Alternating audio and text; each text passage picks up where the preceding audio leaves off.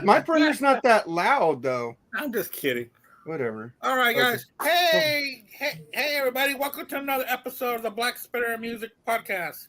Right. Today we are going to continue with our segment of One and Done, and we are doing that today for the band Aerosmith. That is going to close out. No, not close out. Anyway, that's going to close out the month of July. And what the concept on this is we're going to go through each albums by Aerosmith. There's 15 of them. And we're going to pick only one song per album. This is pretty fun to do. So we've done it for a couple of other bands. We've done Beatles. We've done Beatles and Zeppelin and Sabbath. And so now we're doing Aerosmith. So joining me today are the two guys from the BS Sessions with Mark, Jerry, and Charles. And first up is Jerry Soupy. How's it going there, Jerry? Good, man. How about you? Thanks for having me on, man. Looking forward to this. You're very welcome. Thanks for saying yes. And they also do the Freeform Rock podcast on Fridays as well, which is a really good one. What they do there is they have a feature album, and they each pick a song from the album, and they actually play the songs on there, which is pretty cool. Well, and Mark Alden Taylor from those two podcasts. How's it going, Mark? Fine. Just wait till Friday when you hear the most misogynistic podcast we ever did in our lives. I think I saw that album that y'all are going to do. So. If you're a woman listening to it, I'm sorry. Yes. Especially Jerry. Jerry was bad. You were a bad boy on that one, man. Well, I mean, the lyric.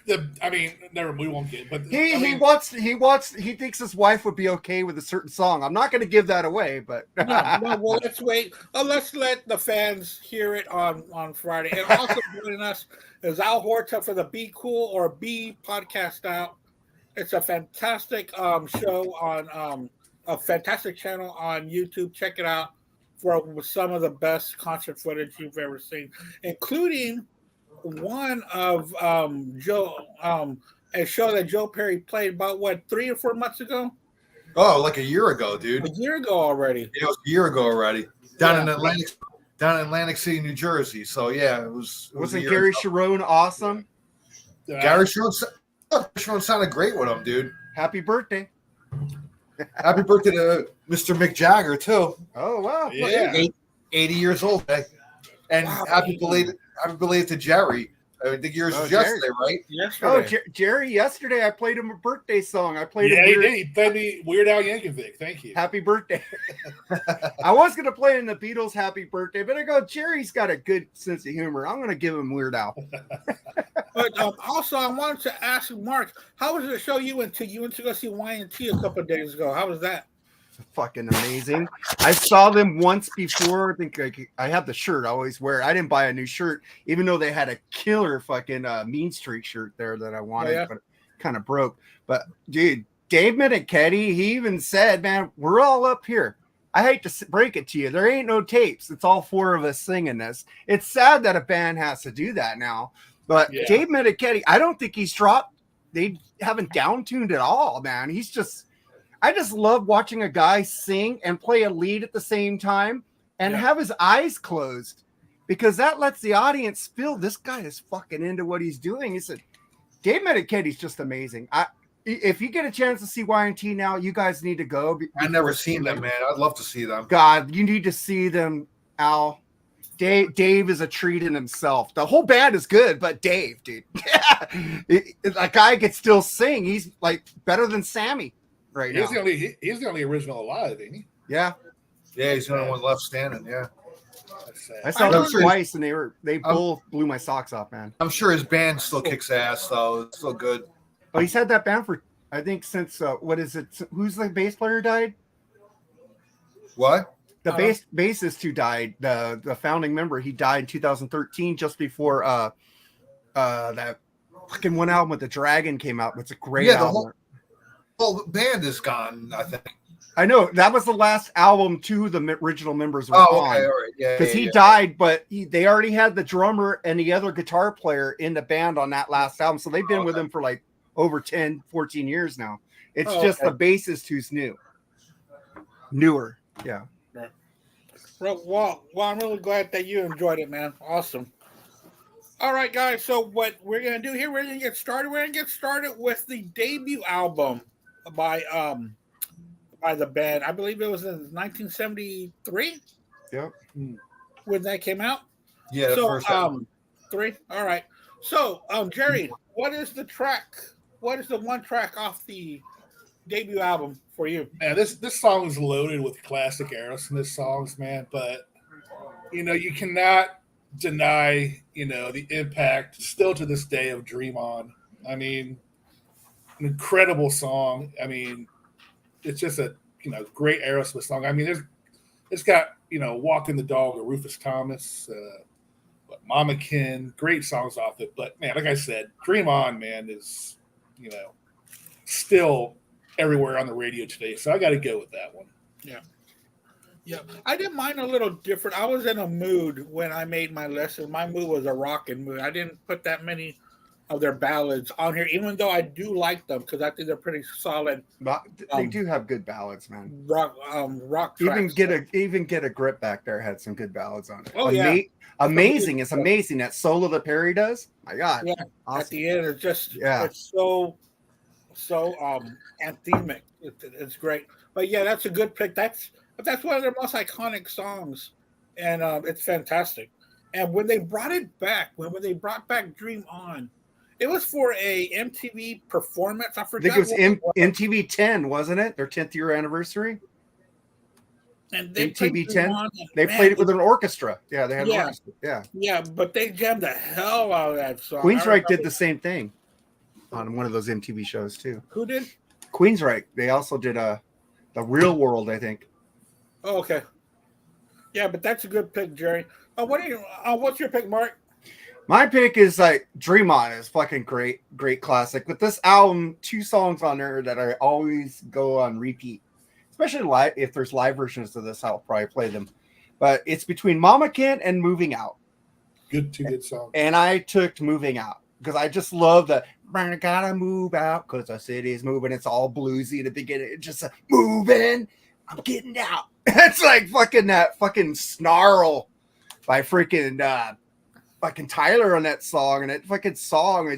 It's better when they do it live too. The studios, this album is like docile compared to these songs live. The first album. This is kind of I don't know how to say, the production was a little quiet. Yeah. If you know what I mean. Because it could have been, this album could have been really, really fantastic. This is the last album I got into Aerosmith, but a lot of my favorite Aerosmith songs are off this album. It's weird. Yeah. But the production. Hey, Al, do you want us to tell us a little bit about the production of this album? I kind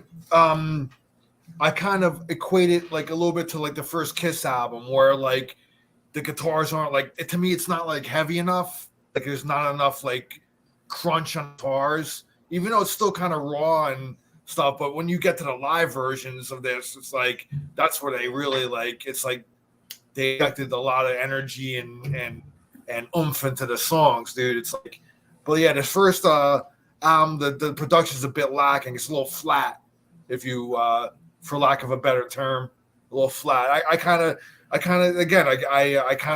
compare it a little bit to the first Kiss album, where there's a lot of great songs on it, but I prefer the live versions, of them.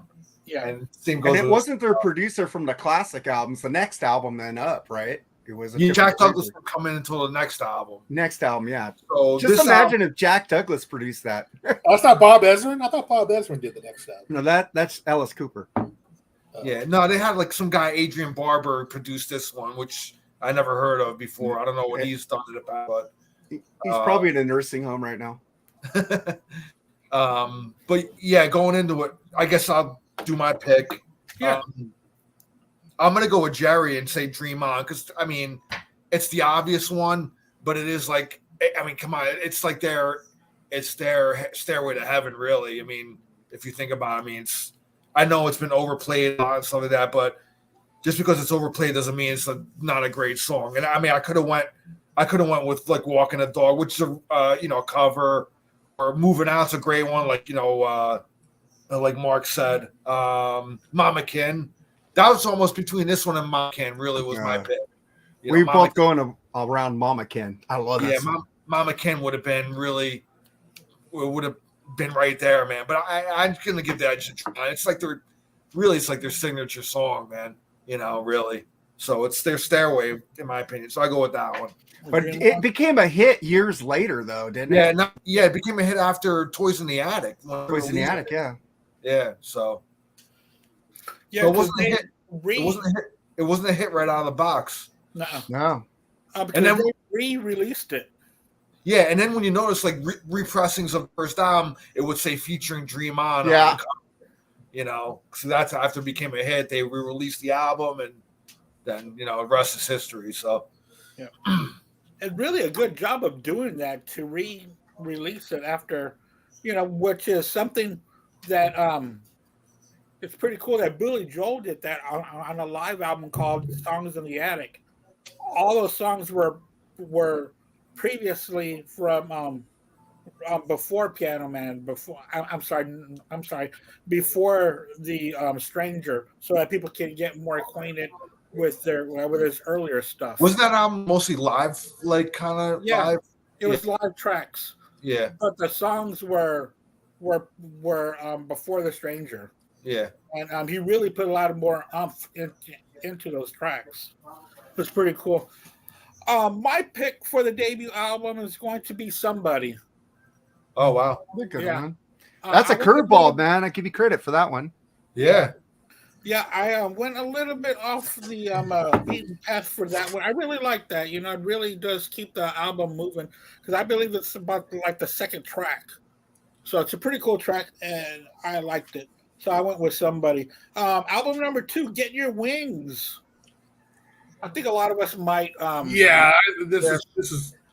This is a no-brainer. I mean, we've talked about Aerosmith before, but if you haven't seen any of our shows, it's "Seasons of Wither" is one of my favorite songs of all time. But man, that's the song I'm picking. But man, this album is stacked. Oh, I'm wrong. Tunes, man. Pandora's Box, man. What a great freaking song. Oh. Over the Thighs. I mean, but fucking "Seasons of Wither" rules, dude. It's one of my favorite songs of all time. So this was actually one of the easier ones. So I'm going with that one. I thought you would go with "Seasons of Wither," dude. I know one of you motherfuckers are going to go. I'm going with Seasons. I said "Seasons of Wither." Oh, I thought you went Pandora's Box. No, I'm saying that's a great song on it. You gave me a curveball there, so sorry, my bad. No, "Seasons of Wither." I'm sorry. Well, I was right then. You picked "Seasons of Wither." Yeah. Well, that's why I went to another song. What did you go with, Mark? Well, I like sleazy fucking Aerosmith, man. That's my favorite kind of, when they're just talking about sex, women, drugs, whatever they're doing down in the gutter. Fucking Lord of the Thighs. Like I said, dude, this album's loaded with hits, man. Yeah. It's like, I just love that fucking Steven, fucking that rhythm. It's like funky and groovy. The guitars sound like a fucking bulldozer coming at you, man. It's a fucking great song, man. Yeah. It's always been one of my favorite off that album, and it's always been my favorite off that album. So this was an easy pick for me. I do love "Seasons of Wither," Jerry, but when you want to just get down and dirty with your woman, man, you gotta put "Lord of the Thighs" on, man. Yeah, but the ladies like the slow stuff sometimes too, man. "Seasons of Wither" isn't a ballad. It's not know that. No, I said it's slow. I didn't say it was a ballad. All right. That's my pick. Cool. Good track. Al, what's your pick for this one? So far, me and Big Sexy over there are on the same page. Why are you lying to the people with Big Sexy? All right, that's the truth, man. I'm tired of holding back the truth, man. Yeah, no, "Seasons of Wither," man. But I almost went with "Spaced" because I love that song too. Yeah, "Spaced." Again, Jerry hit the nail on the head. I mean, this album, starting with this album, it was like a lot more songs on here. Jack Douglas produced this one. Now it's starting to become Aerosmith, man. To me, they were finding their first album. This one is like starting to become, they're stepping up their game here. And there's a lot of choices I could have went with, but it was between "Season of Wither" and "Spaced" were like vying for the top spot. I think that song is a fucking kick-ass song too, dude.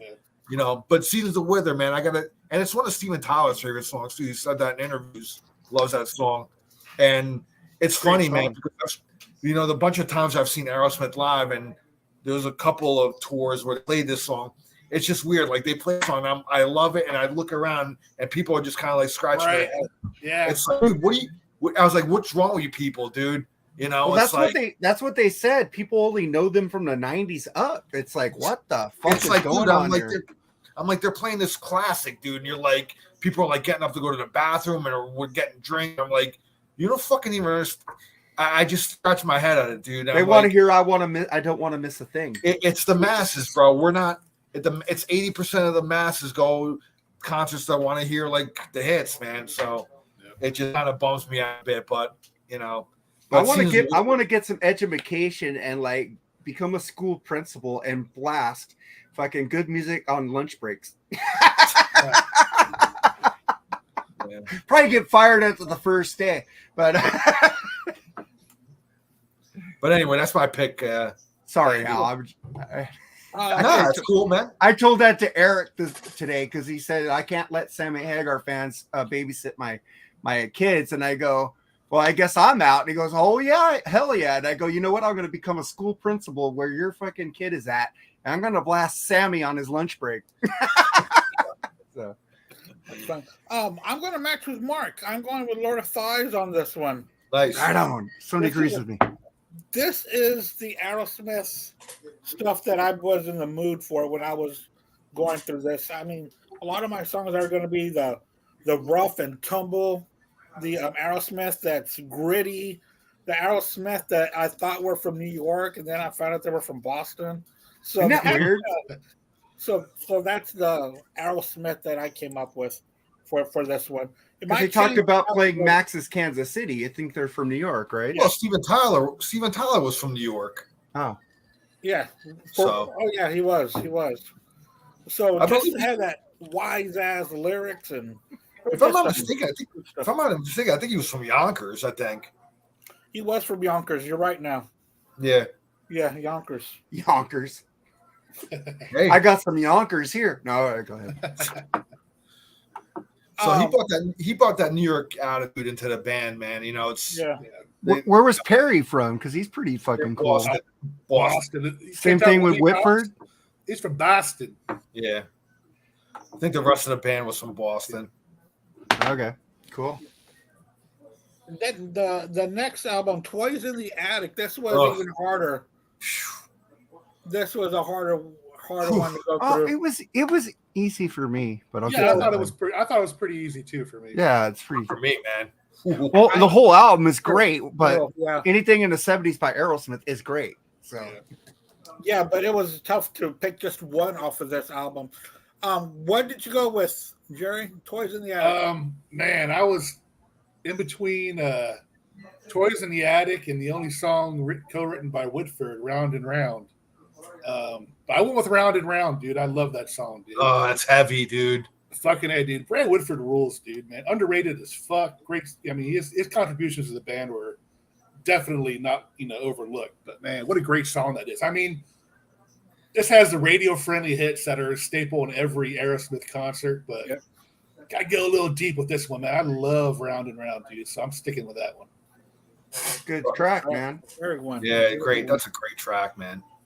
Some of the heaviest Aerosmith. Yeah.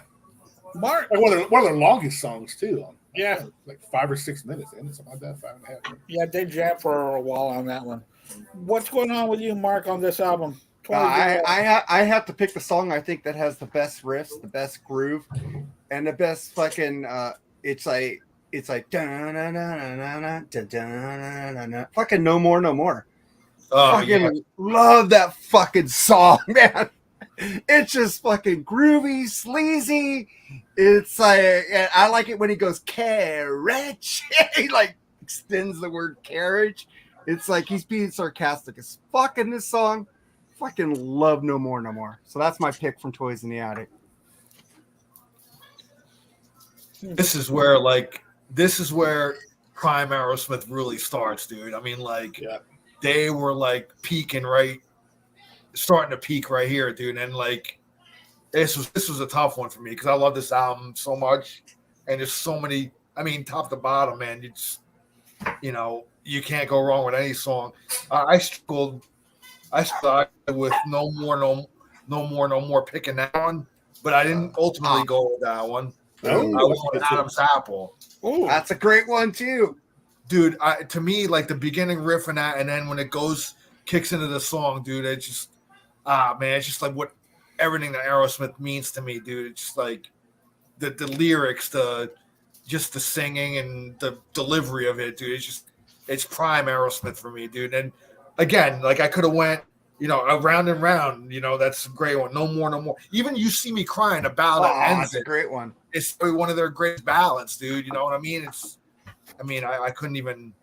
It was just tough to pick, man. You could throw a dart at this album, and there's no wrong answer. But ultimately, I'm gonna go Adam's Apple, and I love, man, hearing the live version of that too. That's so gritty and sleazy and shit. So yeah, man, Adam's Apple for me. Yeah, they pulled that out. I saw them on the Just Push Play tour. They pulled that out of the. It's a surprise one, dude. That was man. Surprise. Yeah, I saw that tour too. It was that and Kid Rock. I think Kid Rock. Last time I saw them was on freaking Pump, and then I was supposed to see them in Vegas, and Steven Tyler got hooked on drugs again. That sucks. They canceled it. Yeah, that was Kid Rock and Aerosmith. That tour. What on for? I think it was Just Push Play. I saw him so many times. Yeah, that was 2001, and I remember that band Fuel for them when I like Fuel. Yeah, in California it was Kid Rock. Yeah, okay, I could see that. Yeah, I saw them with Fuel, and then I saw them again a couple years later, and I don't think they had an opener. Not that I remember. Maybe I saw them with Skid Row. You're right. It was Fuel when I saw that concert. You're correct, man. Yeah. I saw them with Skid Row on the. It was after I saw both those tours in California, so it must have been the tour afterwards that they did. Kid Rock opened. I don't know, but you're right. I do remember Fuel opening for him. Now come to think about it. Yeah. So, I like Fuel. Yeah. I remember when I saw them in that tour here in New Jersey. It was at an amphitheater, and then my wife and I. It was actually my birthday that year, so it was on June 12th. I remember it was in New Jersey, and in the amphitheater, my wife and I were back in the lawn area. She just got like lawn seats, and we bought a blanket and stuff, and we hung out on the lawn and stuff. And we caught Fuel, and Fuel was pretty big at the time. And I think when they had Hemorrhaging in My Hands, like that song was big. Yeah. And then I remember there was a little stage on the lawn area, and Aerosmith came out and played like a little stage, and my wife and I were like, they were, oh shit. And Steven Tyler was like right there in front of me, dude. It's like it was nuts, man. You know, so and they played like probably 4 songs out there, which was cool. So they gave the people on the lawn all the way in the back like kind of a cool show too. Oh, I like bands. Yeah, I'm reading it right now. It was a tour afterwards where they were promoting the ultimate Aerosmith hits. Okay. Kid Rock and it says Kid Rock and Run DMC, but Run DMC wasn't there when I saw them. Oh, wow. Okay. Yeah. I would like see tickets for the lawn at like I think it was Irvine Meadows Amphitheater where I saw like Rush and a lot of bands, Damn Yankees, Bad Company, Pat Benatar, a lot of bands there. It's no longer there, but I would never get lawn tickets because I don't want to sit down. I want to sit in the seat. So I always I'm not like a big lawn guy. But we were younger then, and it was all right, you know. So now I think I got lawn for Don Henley on Building the Perfect Beast, but they upgraded us for free. Yeah, I was like, yeah.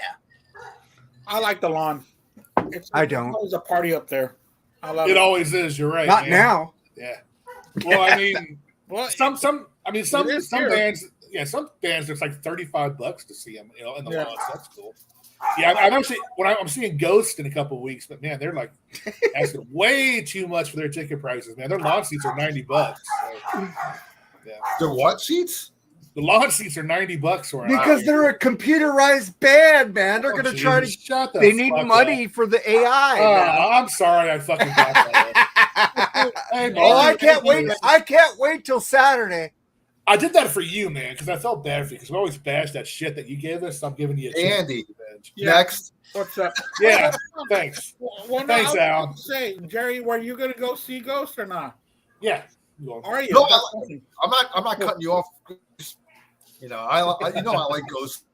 I only said one thing, and I'm the one who cut everybody off. Okay. Yeah. Shut the fuck up. I'm the one who gets no respect here. There you go. I've seen them a couple of times. They're all right. Toys in the Attic. I'm going to go with. I'm going to match along with Al. I mean, what better song tells you about the Book of Genesis than Aerosmith? Reading the Book of Genesis, but okay. So Aerosmith did a great job of telling me what happened. So I thought it was a great track. You know, his vocals are great. So I went with Adam's Apple as well. She ate it. Lordy was love at first bite. That's great lyrics. But the way he just like she ate it, you know, he holds that 8 for a while. Yeah, it's fucking awesome. And man, again, Douglas did such a great job on these albums. Production was really killer on this album. See, Jerry, you hear Steven Tyler has a personality when singing lyrics. Just saying. Go ahead. So let's move on. The next album we're going to talk about. Well, my favorite album is Toys in the Attic, so it was hard for me to pick on that album. That is my favorite from them. A few years ago, it was going back and forth between this one and Rocks, but lately it has been Toys in the Attic. So the next album is Rocks. So what's your pick here, Jerry, for Rocks? Again, wow. A lot of great songs on this one too, man. Fucking Nobody's Fault, great fucking tune. I always thought Rats in the Cellar was my favorite song off this album, but lately I have to go with another Brad Whitford co-written tune, Last Child, dude. What a great fucking song that is, dude. I love how it starts out. I love the high pitches in the harmonies there. The cool riff too. Dun, dun, just the funk is awesome. Yeah. That's their funkiest, man. I think. Yeah. I was listening to that song today. Actually, that's probably why I'm picking that one now because it's fucking just a great tune, dude. So I'm going with that one. Again, man, this is not an easy album to come up. No, it's not. Probably the toughest for me. Yeah. Mark, what are you gonna go with on this one? Like I said earlier, I love the sleaze of Aerosmith, so I'm gonna go with "Lick and a Promise." She gave me a lick and a promise. That's one of the only songs on the album I don't care for, actually. Whoa, I love that fucking song. But that's my off Rocks, "Lick and a Promise." All right. What about you, Al? Well, I guess me and Jerry are going off the rails here. Licking a Promise too. And this was Licking a Promise, dude. I mean, this was tough, dude. This album is my favorite Aerosmith album of all time. Between this one and Toys in the Attic, the only reason Toys in the Attic falls a little bit for me is because it's a big 10-inch record. I know it's a cool tune, but to me, this album, top to bottom, there's not a bad note on this album. I mean, every song is killer on here. I almost went with Combination. That's a good one. Like, I saw Joe Perry, solo, and he's done that a few times, and it's always killer, dude, when he does it.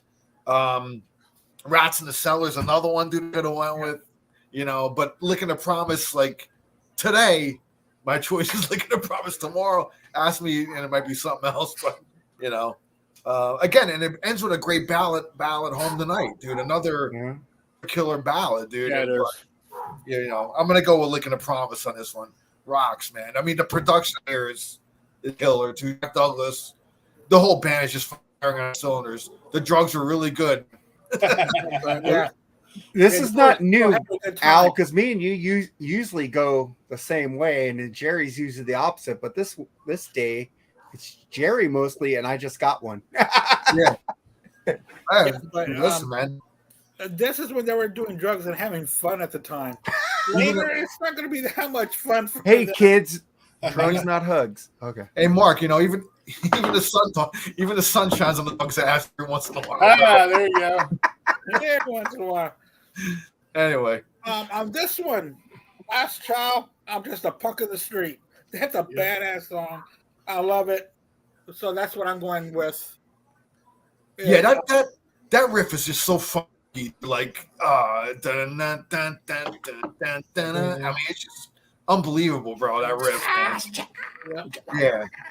And Steve, I'm watching this Rangers and Astros game, and dude, they're throwing at each other. I was just gonna say, dude, you're watching baseball, aren't you? Yeah, I did. So is Jerry. I'm not watching baseball. What are you watching? I watched anything. You're watching something. You're looking. I'm watching my computer screen. Okay. Where I got my notes. I like those. If you notice the change in scenery, Yeah, I like the arcade. I like that. Are you How gonna many record arcade that? games you got, man? And I still got the fucking creaky chair, Mark. I haven't fixed it yet. Oh God. What'd you say, Al? I'm sorry. How many arcade games you got? What do you got? 4? I got Star Wars. Dude, I love Star Wars. This is like this is Tempest. It's got like Centipede, Millipede, a whole bunch of games on it. that's awesome. The Star Wars pinball machine, Street Fighter 2.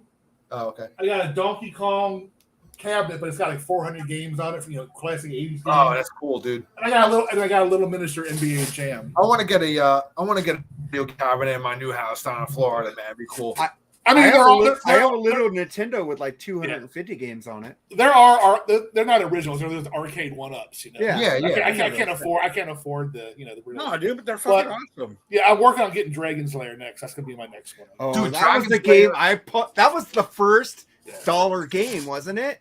Yes. The game that cost $1 in quarters, and we're like, $1? We need to play this. This must be great. It's got Dragon's Lair and Space Ace on it. Dude, it's so fucking. Dragon's Lair was when I came out, dude. I love that game, bro. That was the first laser disc based game too, man. Yeah. They actually used a laser disc as like the basis of to as the cartoon of the to play the game. I actually have I saw it used like years ago. It was actually a DVD of Dragon's Lair, and you could play it in your DVD, put in your DVD player, and you just play it with your controller, your DVD controller. All you gotta do is just go left, right. You gotta pick. Right. You gotta pick what timing. It's timing.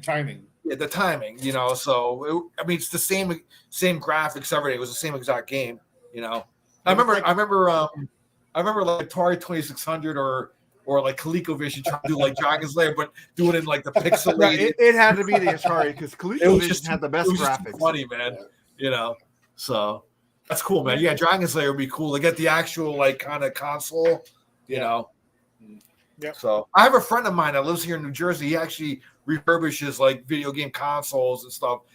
The garage, dude. It's like it's an arcade there, dude. I'm like, this is like awesome.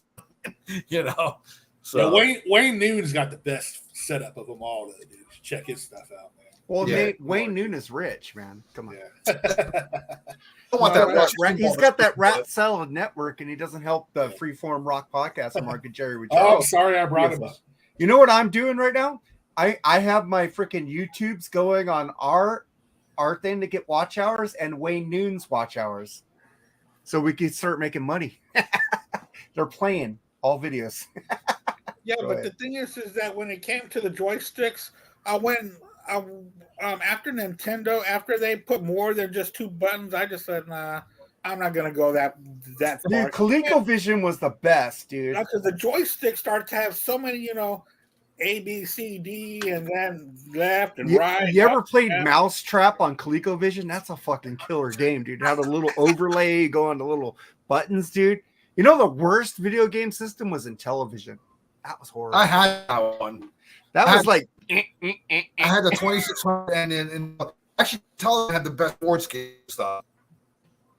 They did, actually. You know what pissed me off about ColecoVision was that Donkey Kong was on the wrong fucking side. Yeah, but you had Donkey Kong, man. No, but the reason why is because they couldn't fit it into the screen, so they got rid of one level. But the graphics was still good, though, compared to Atari 2600 and 7800. Oh, yeah, sure. Yeah. But that used to piss me off about. Anyway, I used to play Zaxxon. You guys ever played Zaxxon? Love Zaxxon, dude. Oh, yeah. We need to have a video game episode one day. Yeah. All Classic right. video games. The next album, Kings and Queens, guys. Kings and Queens. You mean Draw the Line? I'm sorry. Draw the Line. So we know what your pick is now, Andy. I knew it sounded wrong. I knew it sounded wrong, but it's Draw the Line, 1979. No, 77. 77. What's wrong with you today, Andy? We got Andy distracted with the video game talk. He's distracted with the baseball game. 77. Yeah, I just looked at it. Okay, 77. No, I turned off the baseball game. Great album cover though. I love that album cover. Oh, dude, it's awesome. Yeah. And it's got little. Well, no, never mind. I'll get to that another time. But there's supposed to be like not hidden messages on there, but there's drawings within drawings in the hair. Maybe, yeah, it looks like it. Yeah. I don't know. He has said. Oh yeah, man. Yep. Good one. Yep. I'd like to have a poster of this. Yeah. Jerry, what's your pick off of this album? Oh, Jesus, man, another tough one.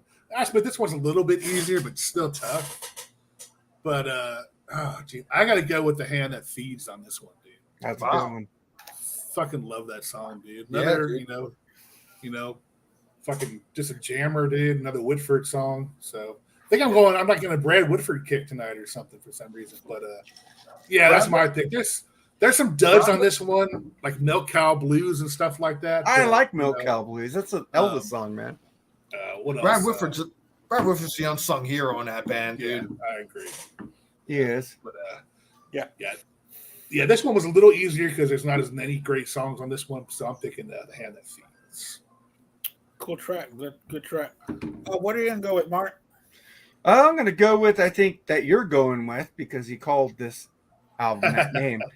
Kings and Queens. That's always been my favorite Aerosmith song of all time. So great song, dude. I had to fucking take this. It's just like Kings and Queens and guillotines. It's like sci-fi history nerd all in one song, man. There you go, man. I fucking love this song. Kings and Queens is my song off Draw the Line. Al, what are you gonna go with? Oh, dude. This album is a little bit of a step down now. Like the drugs are starting to take over a little bit on them. Not to say that there's not a lot of great songs on there, but I'm gonna go with the title track. That's just down and dirty, in the gutter, Aerosmith, dude. Like you could tell, like they're drawing the line literally, and that riff is fucking incredible. It's just lethal. The riff is lethal. Yeah. I mean, the beginning with the power chord, that crunch, dude, and then it just going into that riff, and then when Steven does that, that real. Dude, I can't even do it, man. It's like any band that's ever tried to do that song actually has a tough time with that line, dude. I remember our band, like a band I was in, we were gonna try to cover that song, and that line where Steven's like really like just going at it, man. It was just tough to cover, and we dropped it. We couldn't do it, So, but I gotta go draw the line, man, on this one. And Kings and Queens is awesome, and a lot of good one, man. The Hand That Feeds, like you said, it was great, but I got to go with the opening track, man. It's just, the riff is just lethal, man. So I'm going with that one. Well, first of all, Kings and Queens was not my pick. It slipped out that I accidentally called the album that, but I am going. Jedi mind tricked you. He did. Good one. I did the Jedi thing since y'all were talking about the Star Wars games. But I am going to go with the title track. And also, not only is that the title track, that's also what leads off the album. And and it leads it off with balls big time, man. It was a great track. And it starts to go a little bit downhill, and it picks up with Kings and Queens. But there are a lot of good songs on there, but I'm going to go with the title track on that one. Next one, Night in the Ruts. This one's going to be the last album featuring the two mainstay guitarists. Of course, they'll come back, but this was going to be their last album with them for just a couple of years, just for one more album. But they were falling off the rails here big time. They were they couldn't control themselves, and the music kind of shows it. Even though you pay attention to Night in the Ruts, still a good Aerosmith album. So what are you gonna go with, Jerry? Like you said it all there, man. This is definitely not their best effort, in my opinion. Actually, I think their future guitarists actually played a few songs on this one, if I remember right. Pete Crespo played on one song, did a lead. But man, whew. I got to go with the Shangri-La's cover. Never remember walking in the sand. I mean, Cheesecake's a good song. Well, no, it's not really a good song. I can't go with Brad Whitford on this one because he hasn't written anything on this one. So yeah, this is a pass album for me. So I'm going with that one. I mean, whatever this album. Yeah, there's good songs on it. Don't get me wrong, but man, it's definitely not their best effort. Yeah, but nothing really stuck out to you. Yeah, exactly. Yeah. I bet this album is better than a lot of those copycat artists. Yeah, I probably have not listened to this album probably since late 80s, early 90s, to be honest with you. Oh, wow. So, okay. It's foreign. Yeah. I've been listening to this one quite often because, well, not just because, but Eddie Trunk has been talking about it, and it's one that he puts up there. So I had listened to it when he was talking about it, and I like it. So I like this album. And I did send that email thing. I'm waiting to hear a reply about the show for Oh, okay, cool.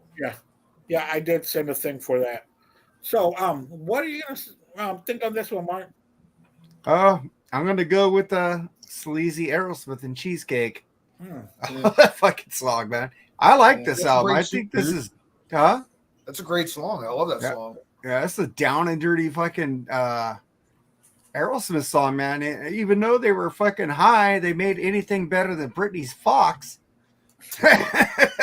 Of course. Like bad Aerosmith is good music to other artists who try to make good albums, but I'll take Cheesecake.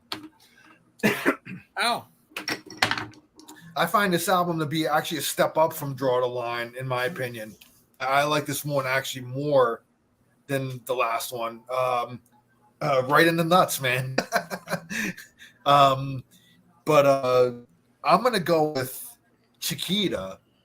I always love that song, and in the beginning of the song is like real dirty, like it's almost like they're like wrong notes and shit, but it works. It's like I don't know, it's just kind of cool. It's like almost kind of goes off the rails and shit, and then all of a sudden that groove comes in, man. You know, and it just kicks ass, man. I mean, I love the song. There's actually a video for it too. If you're on YouTube, there's a video for it. And you know. I'm sorry, Joe Perry's not in the band anymore at that time. It's Jimmy Crespo's in the video, but Jimmy Crespo's a cool dude too, man. I can't take anything away from that guy, dude. He's a great guitar player in his own right, and we'll get to that next album with him on it, you know, where he does the songwriting. But yeah, Chiquita, man, I think I love that song. But Cheesecake was a contender too. That was the one, and actually the opening song, No Surprise, as well. That's a great. I love the storytelling in that song, but it's a great song. I almost picked that one too. Yeah, ultimately I went with Chiquita, so that's some down and dirty. You know, Aerosmith. You know, Steven just sounded like he was just completely like fucked up in that song. Yeah, it probably was, and they probably were playing the wrong notes, but they thought they were the right one. Yeah, exactly. Yeah. So yeah, bands try to be too perfect now. Be like Aerosmith. Don't be perfect. Dude, be like that song. Like when you hit the guitar, if a wrong note comes out, leave it in, man. It don't, you know. Man. You know, it doesn't matter. We like that shit. Yep. Yeah. It's what legends are made out of. My pick for Nine of the Ruts. We all picked a different song this time. Reefer-Headed Woman. Oh wow! Okay. I think it's really cool. You know, it's one of those Aerosmith really dirty riffing, and Tyler is just pretty much being Tyler on that song, and I love it. So I went with that one. Yeah, that's a cover too. Is it really? I didn't know it that. Is. Yeah, that's a cover. Yeah. From where? Jack Gullum or something like that. It's like some obscure artist. Oh, really? Okay. Yeah. So that's why I like that album. Like the title of the song is a little weird. I think there was like 3 covers on this album, if I'm not mistaken. Yeah, there was. Think About It was a Yardbirds cover too. Oh, okay. Yeah, well, I'm gonna go with Reefer-Headed Woman. That's a cool track. Rockin' a Hard Place, man. This is when they had the 2 guitar players, which Crespo we've always heard about being a really good replacement. Yeah, Rick Dufay didn't play on the album. He was only on the album sleeve. Okay. He came back. Was completed. I think Whitford played on most of the album, right? Ford only played. No, I think he did one or two songs. One or two Yeah. songs. Two songs. That's it. Jimmy Cresswell did everything, pretty much everything on this album. So, go ahead. Abe. I'm sorry. Big sexy over there, whatever. No, but I was wondering if do you think they did Cresswell wrong? He did all that work for that album and then he was out, or they had to bring Tyler back. I mean, not Tyler back. He told them to bring. Yeah, he told them to. He told them to. You need to bring those two dudes. You need to bring those two back. I think Jimmy Cresswell and Rick Dufay, I think deep down inside they knew their time was limited in that band. And eventually, Perry and Whitford to come back. They probably saw, but they probably were just a little long for the ride and they were enjoying what they, had at the moment. Yeah. So. Okay. All right. So what are you going to go with, Jerry? Oh, God, you guys are going to hate me for this. This album total is dog shit, in my opinion. I hate this album.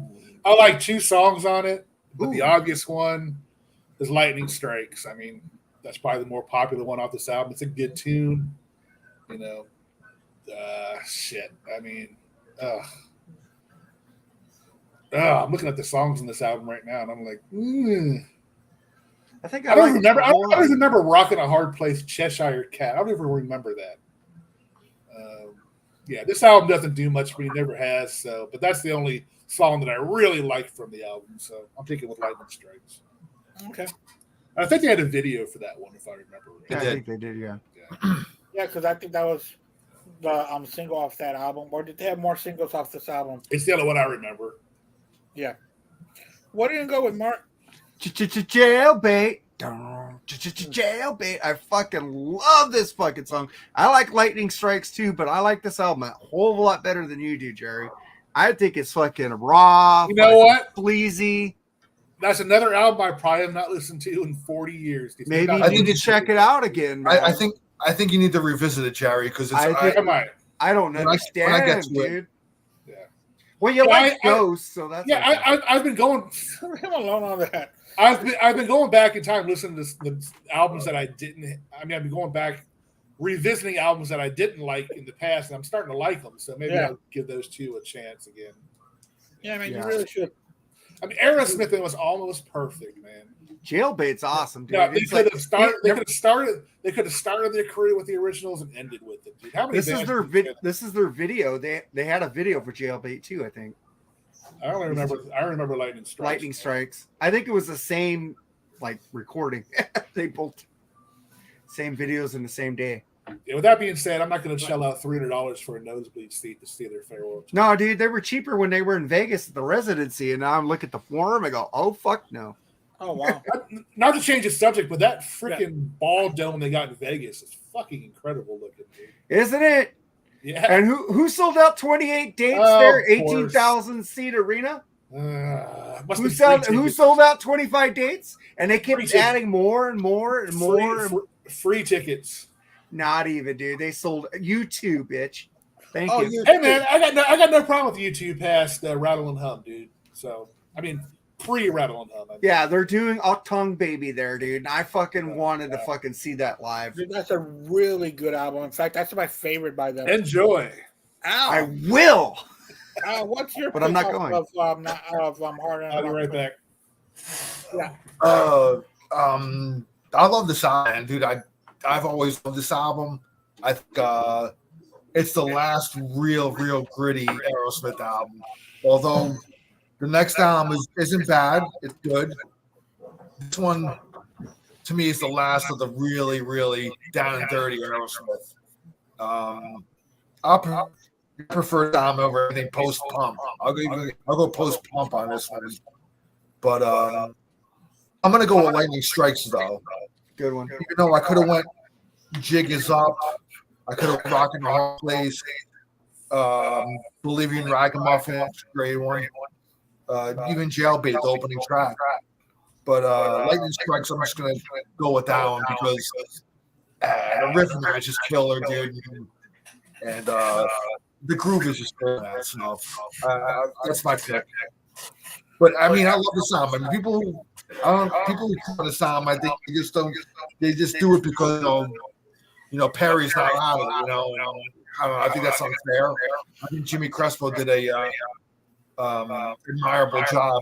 Yeah, and I think it was great. It's funny, dude. I think he lives in Las Vegas, I think, and I remember a few years ago he was doing shows where he was playing his whole album from front to back, which is cool. If I lived in the area, I definitely want to go see it, But it was only like at a like House of Blues or something in Vegas that he did it. So, but that's my pick. You sound like the dude from the Yankees who retired from Lou Gehrig's disease right now. We're all echoing. Why are we all echoing now? There's like an echo now. Yeah. No, there's an echo. Oh, really? I don't hear one. Hello. Echo. Hello. Echo. Pinch hitting for Pedro Borbon, Manny Mota. You're echoing. Airplane. What a movie, man. Yeah. Well, that's a real. Yeah, but they used Angel Stadium they used Dodger Stadium for Angel Stadium in that movie. Yeah, there's an echo. I hear Mark echoing. Yeah, I'm echoing. This is weird. Well, everybody take some acid right now. This is the acid part of the show. Drop some acid so it looks real. But my pick for Rockin' a Hard Place is going to be Bolivian Ragamuffin. Great one, man. Dude, that's a really good track. I don't know why. I just stuck to this this really dirty, gritty Aerosmith, which of course, I won't be able to find that later on later albums. But at this moment, that's the way I'm going is Bolivian Ragamuffin, and I loved this album. I think it's fantastic, and I like the way that Crespo kept the Aerosmith vibe. He didn't try to change it to his vibe or be a showcase for himself. He did what the fans expected Aerosmith to sound like, and he did like Al said, a very honorable job, and good for him. Did he do anything after this? He was in another band. I can't remember like offhand, but he was in a band before Aerosmith too. I'm gonna look him up right now, real quick. You guys talk about yourselves. Yeah, because it'd be cool to find out whatever happened to him after this, But let's move on. We're gonna do Done with Mirrors. He did tour. It says he toured with Billy Squier, and he recorded with him. Does anybody have their speakers on instead of headphones? No, that's how I used to get it on Freeform. I get an echo because I had no headphones to record. I'm gonna come out and come back in. It could be me too. I don't know. Because I think everybody was doing there. No, still there. Echo. Maybe I'll go out and come back in. I'm sure it's probably me, but I don't know what I'm doing. Do you have your headphones plugged in, right? Yeah, I got headphones. Weird. Huh. But let's keep going. Let's go with Done with Mirrors because I don't hear an echo at all. I don't hear it on your side. No, I do now. I hear me echoing. Let me get off of this. I don't know how to. Still there? Yeah, you're still echoing. Oh, well, we'll have to deal with it, I guess. I'm sure it's probably me, and I don't know what the fuck I'm doing. Hey, Mark, I'm gonna remove you, and then just come back in, okay? All right. Hello? Is there an echo now? I still have an echo. Wow. Come back out. I don't hear anything. Hold on. Maybe it's Jerry. I don't know. Because I don't hear anything, guys. It sounds. Yeah, coming from you, Andy, I don't hear an echo. Just us three. Just us three. Yeah. Okay, because I don't hear an echo from y'all at all. I hear y'all perfect. Yeah, I'm hearing batting for blah blah blah. This sounds like when I first started my podcast, where I didn't wear headphones, and the sound would come out of the speakers and record back in, so I'd hear an echo. So I don't know. All right, let's keep going. All right, let's just live with it. Done with Mirrors. Jerry? Yeah, here we go. Now, this album's, wow, that is really echoey. But, this is out. Wow. I hope you guys dropped your tabs. Drop your tabs now. Did Jerry go out and come back in at all? No. No. See, now, After my pick, I will. After pick. Anyway, I'll be real quick on this one. That's fine. Yeah, I'm gonna pick "She's on Fire" on this one. I like the Joe Perry. Jesus Christ, that's annoying. All right, I'm gonna go with. That's my pick. "She's on Fire." Okay. Holy shit! what pick did you pick? What did you? Are we still echoing? We're still echoing. Yeah, me too, right? He picked "She's on Fire." Okay. Okay. So what are you gonna pick there, Mark? My fist, your face. I love that good song. one. My fist, your face. That's what show. I love the riffs on that song. Fucking cool song. Black. Why is it echoing? And it really had that it had that Aerosmith vibe. My fist, your face. Good track. Ow. Yeah, I'm gonna agree with Mark on this one. My fist, your face, dude. Right in your face. But, and Joe Perry did this song when I saw him last year, and it was great, man. It's great to hear this one. This album is, I didn't listen to this album for a long time, and this echo is fucking shit. Making me laugh. Dude, I really don't know what y'all are talking about because I don't hear anything on my end. Everything sounds like 100% fine. Really? Yeah. I don't know what y'all are talking about at all. Are you coming through your speakers? Do you hear us through speakers or headphones? Speakers? I always hear y'all through speakers. Oh, that's why it's doing that. It's always been like this. I never use headphones. Oh, really? Ever. Weird.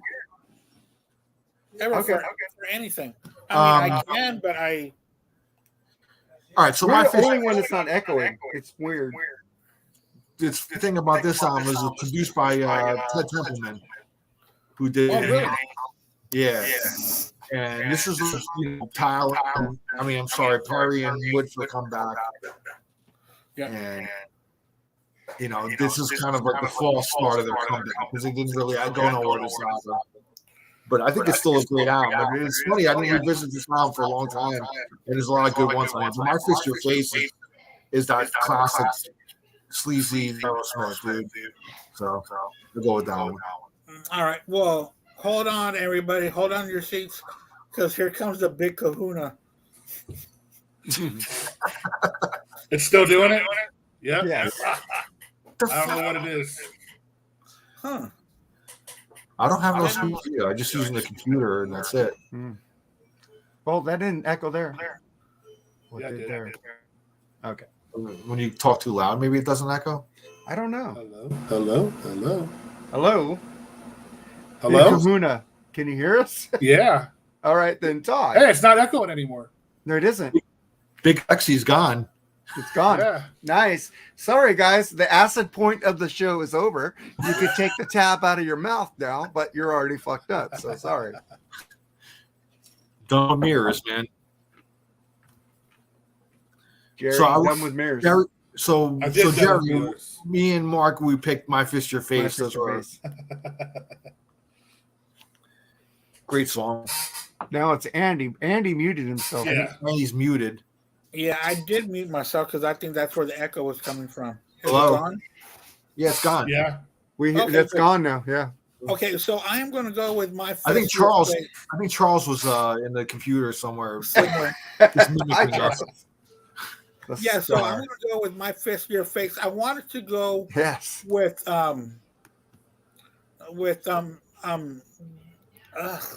let the music do the talking, but That's that a was good one. already released. That's a on Joe the Perry Perry song. Project album. Joe Perry Project. Yeah. Yeah. So I changed it because that is my favorite track on that song, on that album. I might be. I don't know if I'm in the minority or not, but I do like the let the music do the talking on this album. I prefer the Joe Perry Project one better. Oh yeah, you're in the minority on that one with me. Yeah, with you. Yeah, Like that one? I like that version. I like Steven better than that singer on the Joe Perry. I like the Project. Joe Perry Project version better. I don't know, have maybe- that on that box set, the Pandora's box. I think it has that version on there. Really, I've got that album by Joe Perry. It's a great Jerry, album. stop creaking, man. Yeah, it is. It's pretty cool out there on the board meeting. Yeah.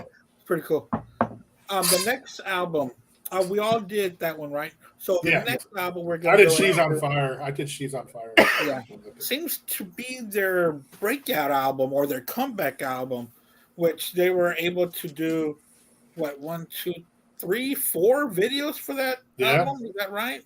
Yeah, a lot of singles. Yeah, Ragdoll, Dude Looks Like a Lady, Angel, and I think there was Ragdoll, Dude Looks Like a Lady, and Yeah. Angel. That was it. There's only 3. 3. Yeah. Okay. Yeah. But also note they've got really good Beatle cover on of "I'm Down." Yeah. Pretty cool cover on that one. So let's go with you, Mark. You'll be the lead off. Oh, because Jerry moves spaces. See how it happens on our show, Jerry? You guys move, so it confuses me, especially when I'm drunk and Andy isn't. But here's where we go. I go with fucking Hangman Jury, man. First song aside, too. Fucking song rules. It's like fucking old, dirty fucking Aerosmith. This album has a lot of old and dirty Aerosmith, but they added keyboards and keyboard because they got the Holly Knights and the Desmond Child. Yeah, but it was still down. Most of these songs are down, and even Angel's fucking good. I love this whole album. I saw this tour at the Long Beach Arena. Everybody should know the Long Beach Arena. Scream for me, Long Beach. I saw them there.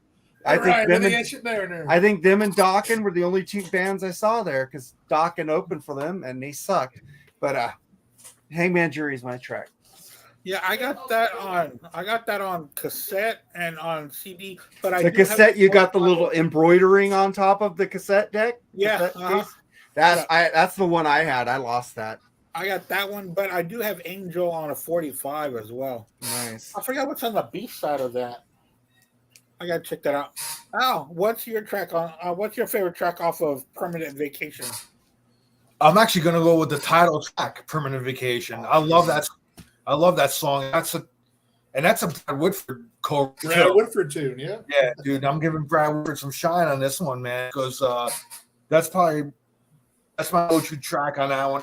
I find that this album, like the non-singles, the deep tracks are awesome. You know, yeah. I'm tired of kind of Dude That Looks Like a Lady and Ragdoll and all that stuff, man. It gets so much airplay. Not to say that they're bad songs, but I mean, usually I can skip them if I listen to the CD.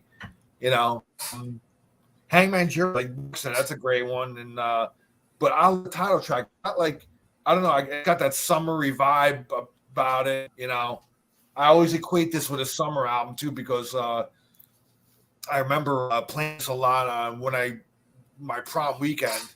I had this and Pump on the other side of one side of it and Pump on the other side, and like when I kind of was driving already for a while, and I remember used to play the shit out of like the 2 albums, you know, and but I always loved the track. It just reminds me of summer and good times and shit like that. So that's my pick, the title track, Permanent Vacation. You remember? You guys ever get the feeling when you watch that video back in the day for Ragdoll, how all the women are waving at Steven Tyler driving down the street? Yeah. Like he had sex with all of them, and you're going, fuck. How did he have that much stamina? What a pimp. But that's all I wanted to say. Yeah, that's a really good video. It reminds me of them and being in the streets of New Orleans, and because it's got that kind of vibe on the video and the song. Actually, this whole album really has that kind of summery, southern summer. Yeah. But Ragdoll, it's like all these women are waving them. You did that in one night. There's no way. You have to reload. You just can't go back to back. I was like, damn. Hey, well, some guys can. Wow. Big Kahuna, what's your pick? My favorite song of this album, I don't apologize for it. I love this song. It's a fucking great song cover by Desmond Child. I love Angel, dude. It's my favorite Aerosmith ballad. I mean, they can even make the video look dirty with the fucking angel going down Steve Tyler's crotch. They can still make a ballad dirty, you know what I mean? I thought of it that way, but okay. I mean, I'm just saying it's classic Aerosmith in the video. Yeah. Damn it, I'm echoing again. No. Just for Echo, it's a great album. Go ahead. I could go with Permanent Vacation too, Brad Whitford song. I love Ragdoll too. I mean, Yeah. Dude, it's like a lady. If I never heard that song again, I'd be okay. But I love Angel to this day. I never get tired of this song. I love the harmony part at the end when they're doing the, just come save me tonight. Just incredible sounding ballad, dude. Love it. So that's my pick. Yeah, I've always liked the part of the video at the end when they're singing that last part. And all four band members are around one mic stand. It was just so cool. But I did go with what did I go with? My Heart's Been No. Hold on. Heart's Done Time. Heart's Done Time. Yes. That's a great opening track, man. Yeah, that's a really good track. And I've never liked "The Dude Looks Like a Lady." The first time I heard it, I hated it. But I loved Angel, and I loved Ragdoll, and I loved St. John's, and I loved I'm Down. So this is St. John's a great deep track too, man. Like St. John. Yeah. St. John, I like the harmonica work. Yeah, fucking great. That and Hangman Jury were tied for me. Yeah. Oh well, they both have that kind of feel, really. Yeah, I love those songs. They still have that. Those two songs have the same kind of vibe. Hangman Jury and St. John. But I'm going to go with Heart's Done Time. The next track, the next album, guys, I am so off on my words today. It's unbelievable. I don't know why. I guess I talked a little bit too much at work, but Pump is the next album. Pump was a huge hit for them. Man, if we think that Permanent Vacation was a big hit, Pump fucked it up. This had really 4 singles. This one had 4. 4? Yep. That's what the sticker says. Huh? That's what the sticker says right there. Can't argue with the hype sticker. Can't argue with the hype sticker. So, Mark, what are you going to go with on this one? You got songs like Young Lust. You got Fine, Fine. You got Love in an Elevator. You got fucking All Janie's Got a Gun, The Other Side. You got all these fucking tracks, but I'm going for one that's fucking down, dirty, and gritty like this whole album. I like this whole album. It's like What It Takes is, I think, is my least favorite song on this album, but the rest of the album, I'm going for fucking Hoodoo, Voodoo, Medicine Man. I fucking love that song. That song comes on in my car on shuffle. Guess what? It gets played like 10 times. I fucking love that fucking groove. I like some kind of voodoo come across this land. And it's like that fucking dun, dun, dun, dun. And that jam at the end, they just fucking just going off like old fucking Aerosmith 70s jam at the end of that fucking song. That's my fucking favorite song on Pump. It always has been, man. Oh, wow. Al, what's going to be your pick off of Pump? Mine's going to be a deep track as well. Again, this album was. I kind of skip the singles nowadays because I've heard them so much on the radio, and the singles were good. I mean, that's I was never big on. Honestly, I was never big on Janie's Got a Gun, and What It Takes was never that big on it either. But that's the one I didn't like too much. I always loved Loving an Elevator. That was great. I remember first seeing that video on MTV, and I was like. Yeah, that's a killer single, man. Good tune. But ultimately I'm gonna go with Monkey on My Back. That's a good one. I love that one, man. I love the riff in that. That song gets replayed a lot of times too. Yeah, it kind of reminds me of Led Zeppelin-ish for me. That was a semi hit for him. Monkey on My Back.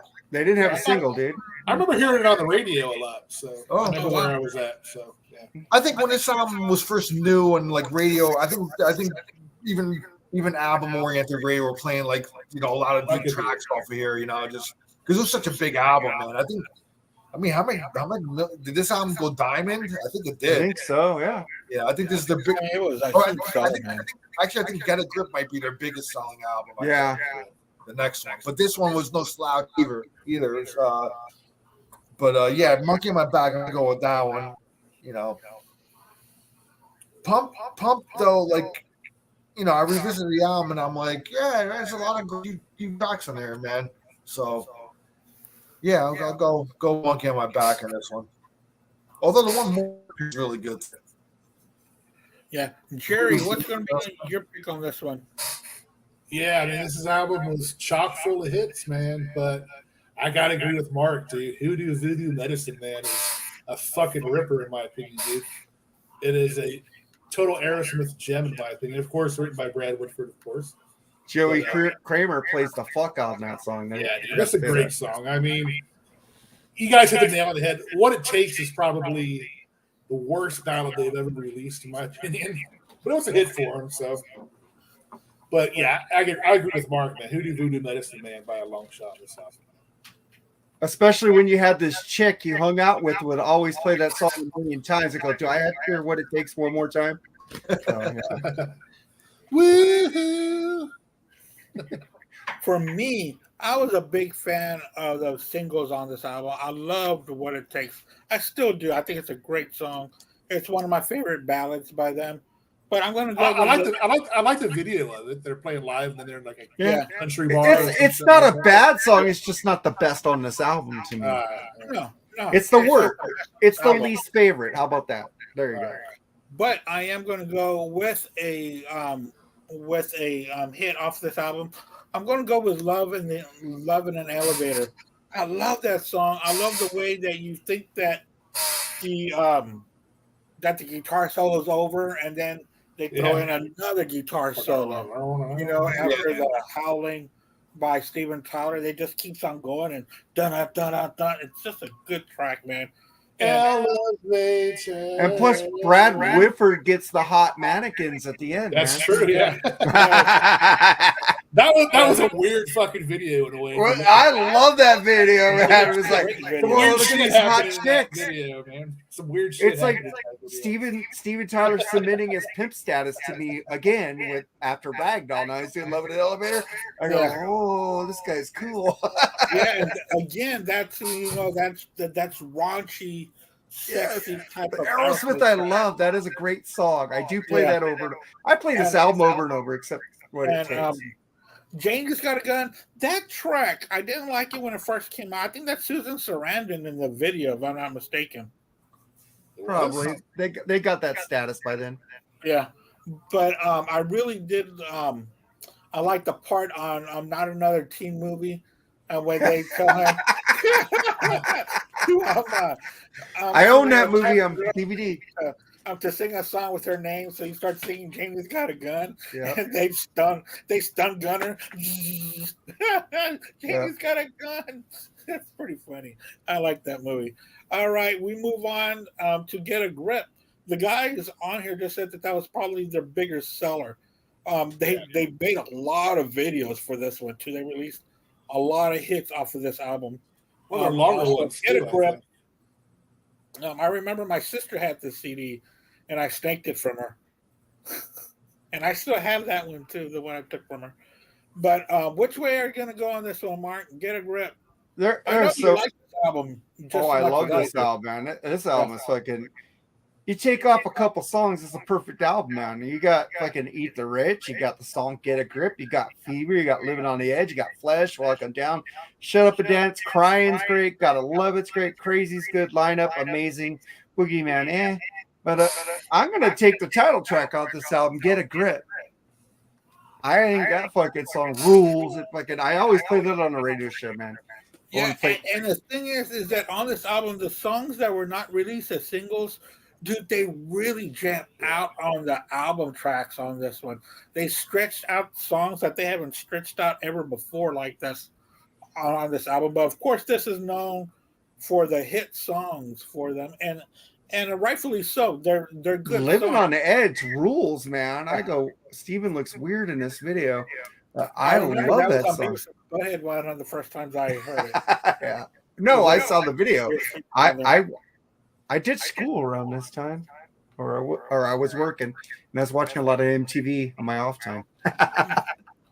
Al, what's your pick off of Get a Grip? I gotta admit, like at the time when this album came out, I was really kind of falling off of Aerosmith at that point. I was. I remember getting the CD of this, and I really didn't spin it that much, dude. It really didn't interest me at all, dude. Like I always like onto other things for some reason. And Aerosmith kind of just fell off my radar. However, I did visit this album recently, and you guys, it's got a lot of good tunes on here, man. I'll admit it. Now, so I kind of got back into this album again for kind of the first time actually. But I did pick "Eat the Rich." I always loved that song. I always, I dug the video and and when I am, I kind of that song, "Living on the Edge," and then like with the whole Alicia Silverstone and all that stuff, I was like, come on, man, like it's not to say those songs are bad. I kind of moved on to something else, dude. I was like, they're getting too ballady for me and too stuff, man. So I was like, whatever. But she was hot in them videos, though. Yeah, she was, but And so was his daughter, man. Showing his daughter off like that. What a pimp. There you go. Yeah. Again. But I'm going to go "Eat the Rich." But by this time, weren't they both underage? Dude, I don't know. Whatever. "Eat the Rich" for me. Yeah, I would have picked that. I do one of you guys to pick "Eat the Rich" because at least Jerry or Al would pick that. I expect Andy to pick "Amazing," but let's see what happens. So, what are you going to go with, Jerry? Wow, I prefer "Pump" over this one by a long shot, but there's some good tunes on it. I don't like "Amazing" or "Crazy." I think those songs are boring and lame. "Shut Up and Dance" is a good tune. I'm just looking at it right now. I never knew that was written by Jack Blades and Tommy Shaw, actually. Yep. Fever. The "Shut Up and Dance," yeah. I think there was a bonus track too that was written by them too. Yeah, they wrote songs with Motley Crue, Dr. Feelgood also. "Can't Stop Messing." Yeah.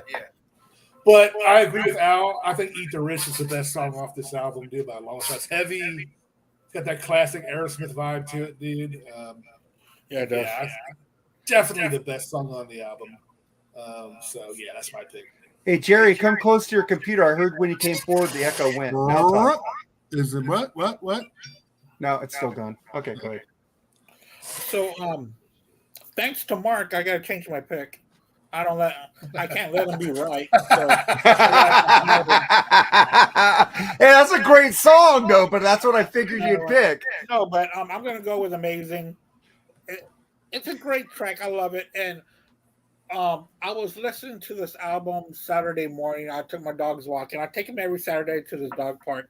And man, when I was walking them, just that song just hit me all of a sudden.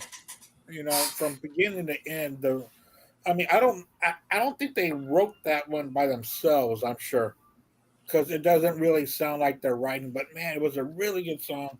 I think that Richard Supa guy co-wrote that one. I think with him. Oh, was it Richie? I think he wrote "Chip Away the Stone." I think he wrote that one too. Yeah, Richie Supa. Yeah. So I did go ahead with "Amazing." I think it's a great track. That's my third favorite song off the album, so it's not bad. I just guessed you'd pick that because you're good. I'm not a big fan of the song "Crazy." It's a little, the lyrics are a little ticky tacky, but other than that, this album is great, man. I love it. But I did go with "Amazing." I just think it all wrapped it all up towards the end there, with the guys just jamming. So the next album we're gonna go with "9 Lives," which is a pretty cool album cover. I like the cat on the. Oh, you got the cat one? I got the original cover with the serpent lady. Oh, really? No, I got the cat. That was the one because the people from India got mad that they used their culture on the cover, so they made a different cover with the cat. Oh, okay. I have the original version here. I'll break it out. I'll send you the picture. Okay, cool. Because I've never seen it before. Oh, yeah, I haven't seen it. But what track are you going to go with? I love 9 Lives. I think this is their last good Aerosmith album. The other ones are kind of spotty at much, but spoiler alert. I'm gonna go with "Taste of India." I think it has some sitar in there. Mark likes some sitar if it's done right, George Harrison. But I like this song. It rocks. God, and the beat and the bass that fucking Joey and they're putting down on that fucking song. It's like it's like the Iron Maiden march on that song. I fucking love it. Oh, wow. And this isn't the first time you've referenced that song before. You've talked about that song. Oh, I love "Taste of India," man. Yeah. And this is the first time you talked about it. Al, what are you going to go with 9 Lives? Did you find anything on 9 Lives? By this time, Aerosmith was really disappointing me, dude. Like honestly, like I got the CD. I think I even bought the CD used, and I was like not impressed at all, dude. I was like, they're getting too slick for me. They're getting catering too much to MTV and all that stuff. This is my opinion back then. I revisited the album, and in my opinion, it hasn't changed too much. But I'm going to agree with Mark. I'm going with Taste of India on this one. I think that's the best track of the album, in my opinion. I think there's like a lot of bonus tracks. There's a version you can find as bonus tracks, and then I'd like to delve into them and see if there's anything worthwhile with like the bonus tracks. But you know, these albums are starting to get too long and too much filler, and it was just the CD era, man, where like everybody has to cram like over an hour of music. Yeah. You know, it's there you go. Oh, There's okay. a cool album. There's a cool I've never seen that in album. my This life. is the original album cover. Yeah. That is That's The cool. other one was like edited because Like a pinwheel, right? Poison Open Up and Say Ah was where they cut the lady's tongue out. That's what they did with this one too. That's what is that? An importer? No, this is the original. I bought this originally when it came out at Tower Records, man. Oh, okay. Wow, okay. Original cover of this. So that's I guess it's a rarity now. I don't know. I love it. Because just I got the wondering. cassette of this. I've never seen that album cover before. Yeah, this is go look up. This is the original album cover. They changed it like a few weeks later because the culture got mad at it. Yeah, because I got the cassette with a cat on it. So there was cancel culture back in here. So there you go. Oh, that's odd that there was culture. Yeah. Cancel culture for that. There was always controversy, culture, whatever the Or fuck. something. There's always been Taste people of that India. have their feathers ruffled and Yeah. have So to Taste bow of down India to is going to be my pick. people. Great pick. I'm sorry, what's the song? Oh yeah, Taste of India. Yeah, Taste of India. What are you gonna go with, Jerry? I'm so glad nobody picked Pink so far. Oh God, it's horrible. I hate that track. But you know, let's go. Sorry if anybody likes it, but I just don't. I mean, it's a cool time. Falling in Love is Hard on the Knees was a hit by, and that's pretty cool. The title track is cool. But I gotta agree with you guys, man. I love Taste of India. That's a great song, dude. That was my pick. Yeah, so 3 out of 3 for that one. Man. Oh wow. This is an album I did listen to this week. So yeah, definitely Taste of India. Yeah, I want that one on vinyl. I love it. First of all, I do want to say Pink is the worst song they ever came out with. No, there's one Horrible. It really is. I think that's I don't want to miss a thing, but yeah, go ahead. It's not worse than Pink, I don't think, because when Pink came out, I like Pink. it was horrible. It's It was- okay. I was disgusted. I don't skip it, but I kind of ignore it at the same time. So Yeah, I skip it altogether. I hope I never hear it again. But I'm gonna go with Crash. I but think pink Crash isn't is- your favorite color. Yeah, it's not. It's not my favorite color. There's another song that kind of dug, so that's a good pick too, man. Yeah. So I went with Crash. It's got that old vibe, you know. It's got, you know, it was hard to pick on the last couple of albums for me, because Gone was the Aerosmith that I love so much, you know. But I did go with Crash. I found something that I did like on that album, but Pink is just horrible. I remember when it came out, the video was so fucking dumb. It was weird. I It hated it. was like they're walking on a runway or something, ain't it? Something like Yeah. that. Remember doing that like Goblin and Cream kind of video? I hated that They're video. like naked and their parts are just I don't know. It's Yeah. just Remember that Godly and Cream video where they would fucking morph faces? That was like a big video at that time. I forgot the name of the song. I hate that band, by the way. But fuck that band. But I think they kind of did that, but took it like replacing faces on bodies. it was Yeah. weird. That's Yeah. That was a horrible video, but the song isn't as bad as the video to me. So the next album is going to be called Just Push Play. I think this is the last time I saw them was on this tour. And then I said never again, but I really hope they do come back because I really want to see them again. So how are you going to do this one, Mark? We'll just push play. What? I have the CD, the Best Buy bonus edition. I'm lucky. But can you get a like better album cover autograph? I mean Aerosmith. Right. So yeah, this album I like maybe 30% of it. It's Wow. I'm going for the single Jaded. I think that's the safest song to pick off of this one. It's not one I go back to. That's why I said the last good album is fucking Nine Lives. This is when they went off the rails for me. So Jaded. Yep. Al, which way are you going to go on this one? Yeah, by this point, for me, Eric had lost the plot, man. It was just like they were really trying to like chase whatever sound was at the time or whatever. I think they were being too try hard to stay relevant, and I don't know, dude. They were falling flat on their face, in my opinion. But I agree with more. I'm gonna go with Jaded. I did like that song actually. That song I thought was pretty good, man. But I mean, I had to really claw like to listen to this album. I was like, there's really nothing redeeming, man. You know, it's Yeah, I agree. You know, but Jaded was a good single. I liked it when I first came out. Nothing else really from this album. That's it. It was a catchy song. I mean, it was a catchy pop rock song. Yeah. Jaded. Yeah. You know, yeah. They really went pop, man. I was like, dude, where's my fucking gritty, you know, Aerosmith, dude? Is this like, where Taylor Swift got her idea to go pop? Aerosmith? It's none to be found on this album, really, dude. Let Brad Whitford write some songs, man. When we get to that album, I'll talk about that a little bit. And it's weird that they would employ outside writers when they were writing so well themselves. You know, but I guess that's Steven Tyler. Yeah. I don't know if the well went dry or what. And at this time, I think Steven Tyler was on American Idol. Remember, he was a judge. Oh, shit, he was. No, not yet. Not yet. Not yet. Yeah. Okay. No, he came out with the Music from Another Dimension. He was the judge on that because they debuted the new single on American Idol. Yes, I watched that episode. American Idol's like 2000, 2001, something like that.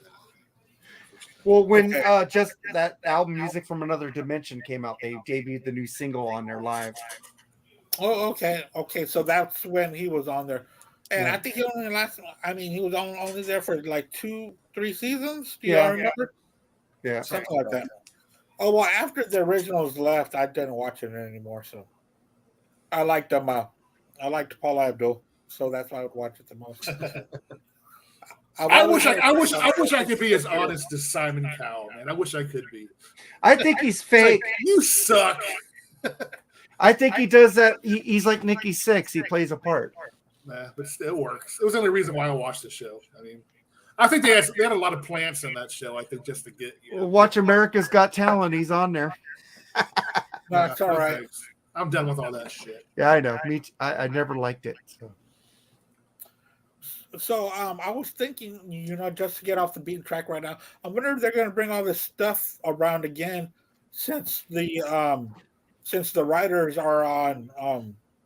Oh yeah, they're going to go with reality stuff. This is how Survivor and all this shit got started with this writer strike last time. So we're going to get screwed. So let's see if it starts all over again. Oh, God. Because it's bad as it is, man. Because the sitcoms were making a comeback, man. I was really enjoying it. And, I love The Neighborhood. Do you ever watch The Neighborhood? I love The Neighborhood, and I love The Neighborhood. And that other one after it. What's the other one after it? It's Neighborhood on Monday nights. Bob Loves Abishola. Yeah, I love that one too. Yeah. Monday night. On Monday night. Monday night. Yeah. The fuck did I watch on Monday night? Oh, I watched The Weakest Link on Monday. That's right. Love that shit. So, what's your pick on this one, Jerry? I know that this one was hard. I actually really like this album. I'm sure you guys are surprised by that. I had no. He loves the sound, but fucking hates rock in a hard place. Right? I was like, I know. Well, What I mean, dimension are we living in, man? look. I mean, you like what you like, man. I know, man. And on this album, I think there's a lot of catchy hooks on this album. I really think there is. I think the title track is fucking awesome. It's one of my favorite songs by Aerosmith. I said it, okay? Go sit in the corner. But there's a song I like better off this album because it kind of reminds me of Dancing Days a little bit by Zeppelin. I think that's why I like it. And it's what you guys said, Jaded, dude. I love that song. Who was the girl in that video? I can't remember. You guys remember? I don't know. I don't remember the video. She was pretty popular. I can't remember her name, but yeah, I love that song, dude. I love this album. Of course, this was the I Don't Want to Miss a Thing era of Aerosmith. I get No, that was after the album. Yeah, but this was around that time. Before. Yeah, the same time frame, Yeah. basically. But yeah, I love this album. Me and my wife listen to this album all the time still, man. We both love it. So it's an album we both enjoy. I got the together. Best Buy bonus edition extra songs. See, this is I consider this my wife's Aerosmith. 70s Aerosmith is my Aerosmith. That's why I have to love it, man. Dude, you hear your mom playing big 10-inch record all the time. What are you supposed to be, man? You're supposed to be a 70s Aerosmith fan.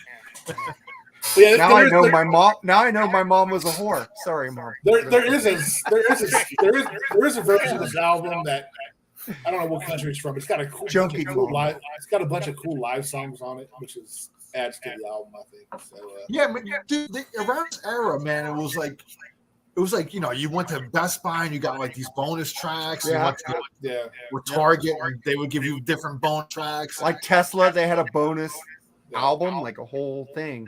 Yeah, it was kind of cool actually. But if you wanted everything, you'd have to go buy like 2 or 3 editions of the fucking album. Yeah. What was the 97 Cheap Trick came with like a bonus disc with like I got that one. Like Brontosaurus and stuff on it. I got that too. Yeah.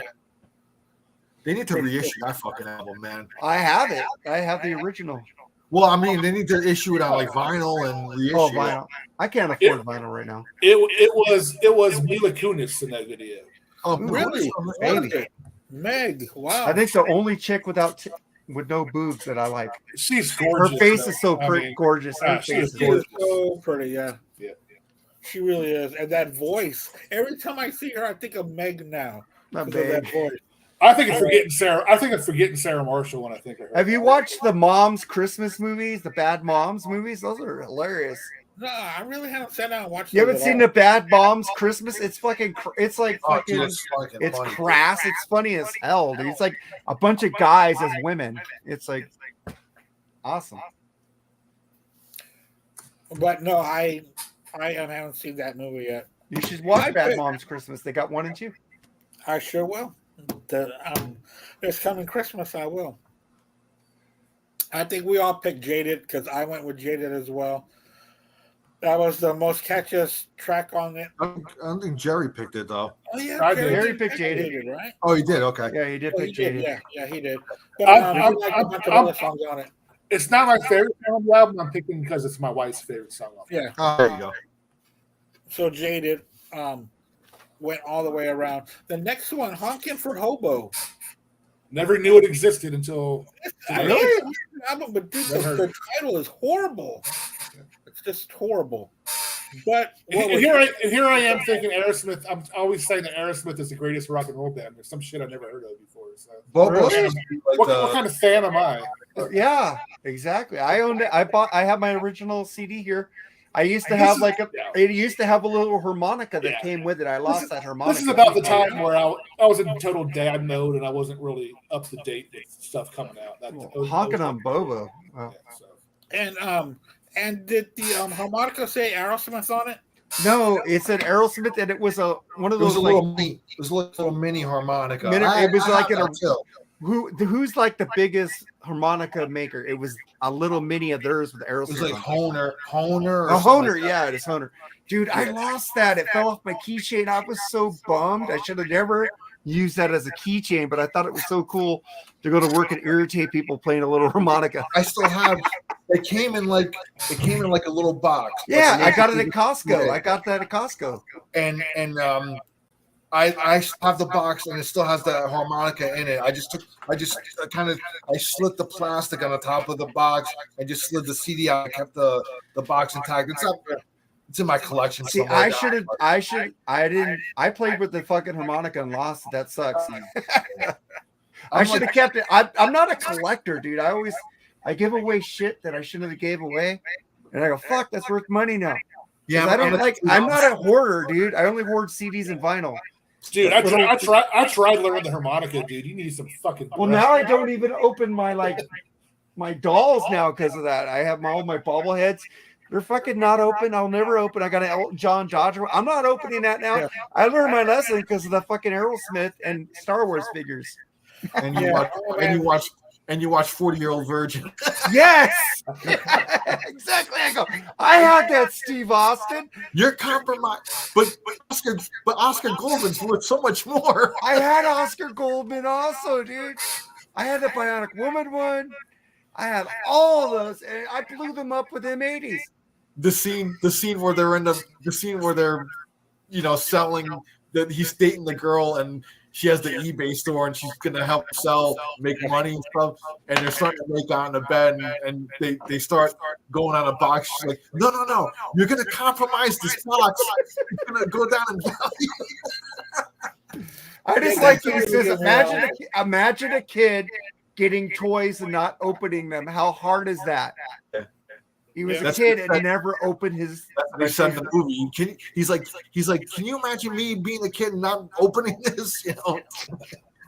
Crazy. He had an Asia poster that was awesome. I like that Asia poster. Have any of you guys ever had any part of your body waxed before? No. Yeah, wait. I had a friend do it to my leg one time. That is fucking pain, dude. It's pain. It's pain, dude. Yeah. No, I've never done that. But every time I watch that part, I cringe. I'm sorry, Andy, man. Kelly Clarkson. Go on about hair shaving. What now? That's enough. We don't need to talk about that in public. That part is for the women. We emphasize with you. That I'm big on my Darth Vader head. Y'all remember that? The Darth Vader collector's case? Yes, I had that. Yeah, I used to have that full, but I had that full. In the third or fourth grade, there was something going on at school where we would put a penny in between the legs of the Star Wars guys and put tape around it, and they would do a head spin. And we would do that with our Star Wars, not knowing to keep them. Yeah. We would just destroy them pretty much. I had all those original Star Wars figures, every one of them, the Darth Vader's, the Millennium Falcon, and I blew it the fuck up. And after I saw the 40-year-old version, I go, oh my God, I'm an idiot. My Maltese fucking, I think I broke it almost in half by throwing it to see how far it was. Before the Millennium Falcon, it was the Maltese. The Millennium Falcon. I'm sorry. Andy's had a roll tonight, man. Guys, I have, what's that movie? I got 2 Twilight dolls that somebody gave me. I ain't selling those. I ain't open those because some idiot's going to buy those Twilight dolls in my closet. Dude, I had all kinds of Star Wars figures, and I had no idea through the years what happened. I think I got Bella and Edward. The company for the guy who did that. Who's that comic book guy who did Spawn? His toy company. Stan Lee? No, Spawn. I'm sorry. Seth MacFarlane. Todd McFarlane. Todd McFarlane toys. Those toys, if you ever get any Todd McFarlane toys, he's got them for like an Escape from New York. He's got all this shit that he makes toys for. Did he do a set of Kiss too? Kiss ones? I think he did Kiss too. Todd McFarlane's Kiss, yeah. So I got those Bella and Edward dolls. I think he did these 3D light posters too. Todd McFarlane's awesome, dude. Spawn's one of the best comic book movies ever. Yeah, the original Spawn was really John Leguizamo's the fat clown. He was fucking sinister, man. I loved it. So what's your track off of here, Mark? Well, this album is like, you get off of fucking press for play, and they said, let's go back to our roots, man. They made a kick-ass fucking blues album, fucking hardcore blues, baby. Please don't go. They got all this blues shit on here that fucking rule. This is like the Aerosmith, like yes. And I'm going, next album, they're gonna fucking rule again because they're back to their roots. We'll get to that later. But Roadrunner is my song off that one. Roadrunner, good track, man. Yep. Now this was the album that you're like, dude, where they took these old blues songs and they made them their own. They put in their Aerosmith swagger. Man, it was great. Al. Yeah, I remember getting this and I was like, yeah, this is cool. Like at least Aerosmith's they're getting back to, they're on the right track again.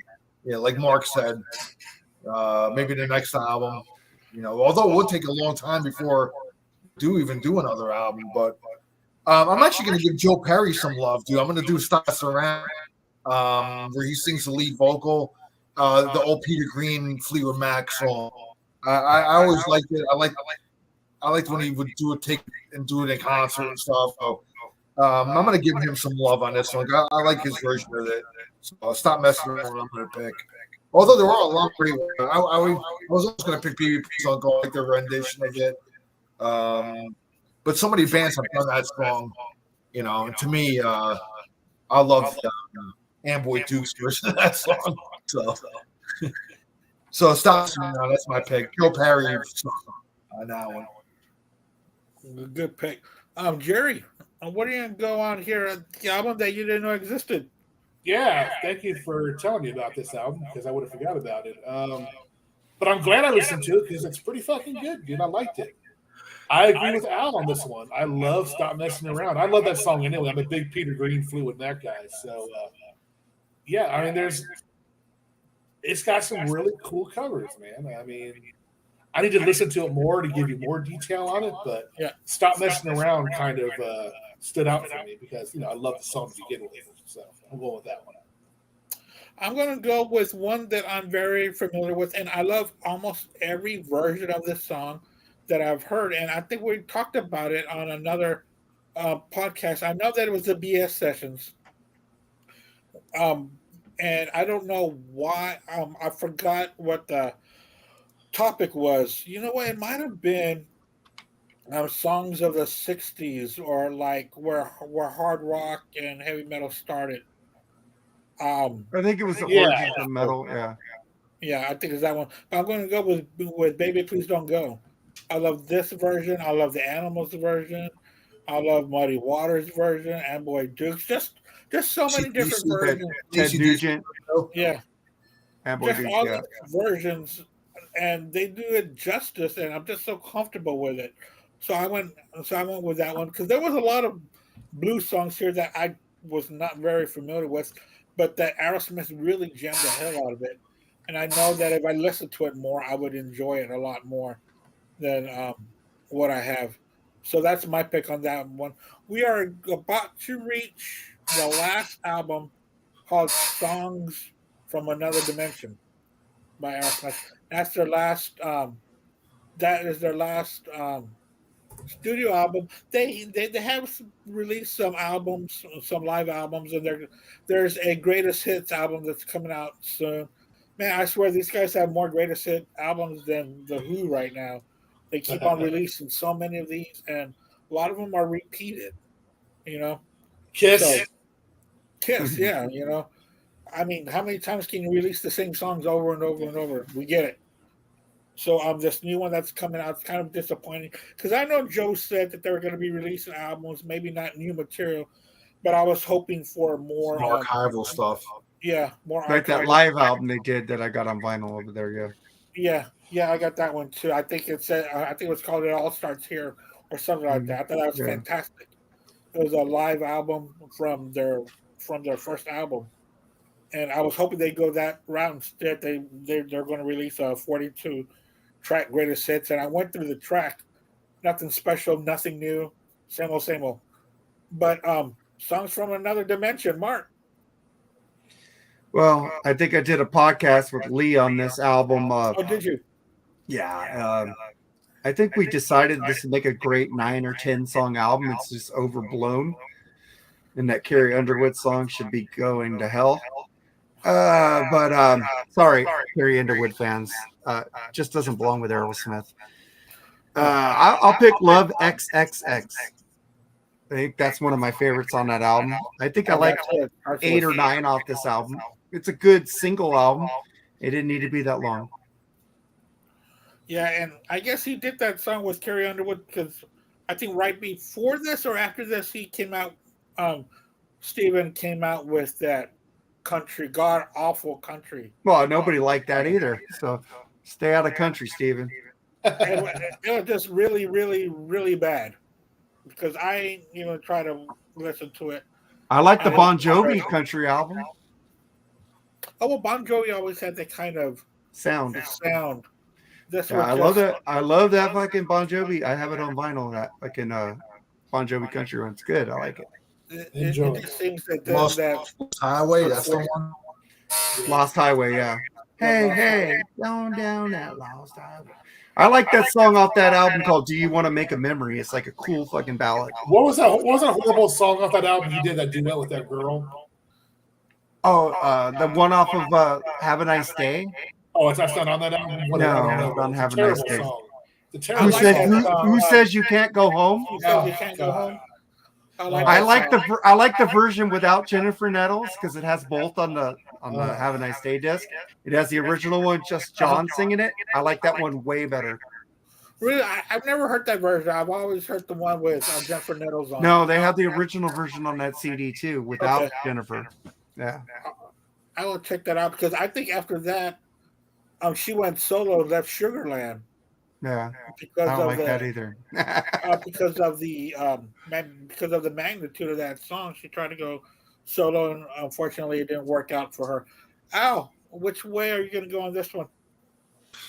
Being completely honest, dude, when this album came out, I never even got it. I didn't either. I just kind of, I don't even own it. Actually, I had to go on YouTube and I listened to the whole album. It's like Mark said, it's way too long. Too many songs. Cut a lot of songs over there. The one song that stood out for me, there was like 2 or 3 that were good. That I like. Maybe I need to like sit down and listen more or whatever. But the one that stood out for me, co-written by Brad Whitford, and it's Street Jesus. That's a good one. I gotta go with that one, man. It's got a cool, great riff, man. And when it kicks in, I love it. It's got an old school kind of Aerosmith vibe to it, man. So I went with that one, man. I'm telling you, man, they need to utilize Brad Whitford more. He's a secret weapon in that band. Brad Whitford told them before they recorded this album, let's just get back the 5 of us in a room and let's create our own album. He's the one that wanted a raw Aerosmith album. Yeah, and Steven Tyler overruled him. The whole band. Of course, yeah. And I'll get to Steven Tyler on this album in just a moment. But that's my pick, Sweet Jesus, man. And I don't know if y'all have noticed, but we have brought up Brad Whitford's name a lot. Yeah, because he's fucking awesome. We have talked about him a lot. He means a lot to the band. Means a lot to the fans, and it's great. Which way are you going to go on this one, Jerry? Well, this album is like a mixed bag of, I don't know what to call it, but it's interesting. I mean, Diane Warren and Desmond Child, I mean, they're great songwriters, I guess, but not for Aerosmith. But I'm surprised Al picked this one. I agree. Street Jesus is the best song on this album, in my opinion, dude. Yeah, Brad Whitford, dude. I don't know what it is about the guy, but he can write some good songs, dude. So, the Carrie Underwood song, I mean, she's got probably the greatest legs in music, but other than that, not a fan of her. I got to go with Street Jesus on this one. I didn't think anyone was going to pick this song, but I picked Street Jesus. Wow. I really did. It was the only song that had any kind of Aerosmith, any kind of sound or any kind of feel. I bought this album probably a couple months ago, and I've got it here somewhere, and I played it kind of excited about it, but I really did fall asleep in the middle of it. And then I was at work today and I played this album on shuffle. And man, there's just too much Steven Tyler type of half-ass ballads. Yeah, We All Fall Down is horrible. You could take off 7 songs off this album. It'd be tight. Take off all those ballads. Yeah, A good rock album. You got to find the good shit between the shit. yeah. And But I could make I could make a great mix of this album, and people love it. Yeah, I mean, but there's a lot of shit on this because it is what is released, and I know that he probably did this because the ballads that they did back in the '90s were really good, make them a lot of money. So he's sticking to that formula, but this formula is so generic on this album. It is so generic. But people nowadays want to hear the raw bands. They don't want to hear all this polished shit anymore, which is fucking pretty cool. Yeah. You know, so if Aerosmith were to make a raw fucking Aerosmith album now, people would fucking be sucking that shit up. I think that's it, man. I mean, they're doing their farewell tour, supposed farewell tour or whatever, but I think if they do that, they're not going to release anything else new.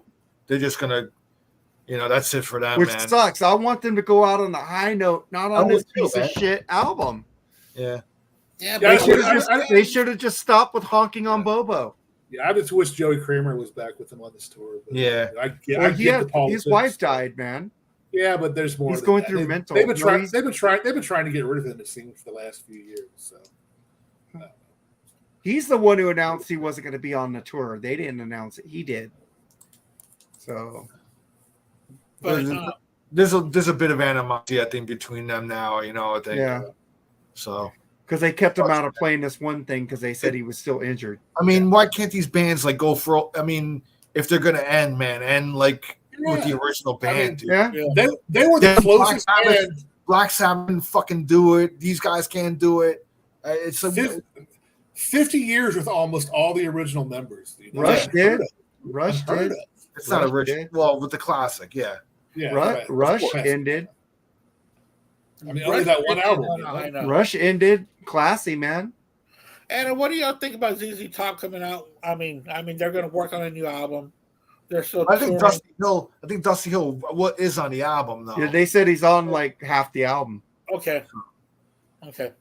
And I know that he gave the blessing for this guy, for this new bassist to take over. Even though he's not new, he's been part of the ZZ Top camp for a very long time. Those guys were all 3 original guys, fucking since the beginning, dude. It's like they were the longest running.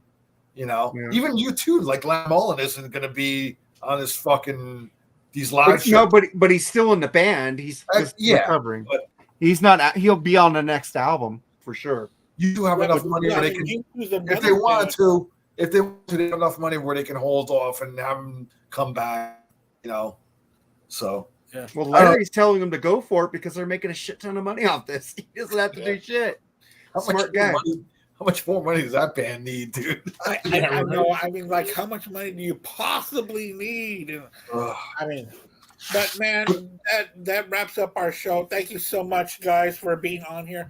Next week on the Black Spitter Music Podcast on Wednesday, we're gonna have an interesting show coming up. In fact, Al came up with this idea, and I had to. I was asking someone to be on, and they didn't understand what I was asking them because I got everything all twisted. So I took Al's text, and they said, "Oh yeah, that sounds like fun." So let me read it off the text just so that we can do this. It's going to be top 10 plus 5. Top 10 plus 5 first impression, first songs from debut albums. What is your? So yeah, you want me to explain a little?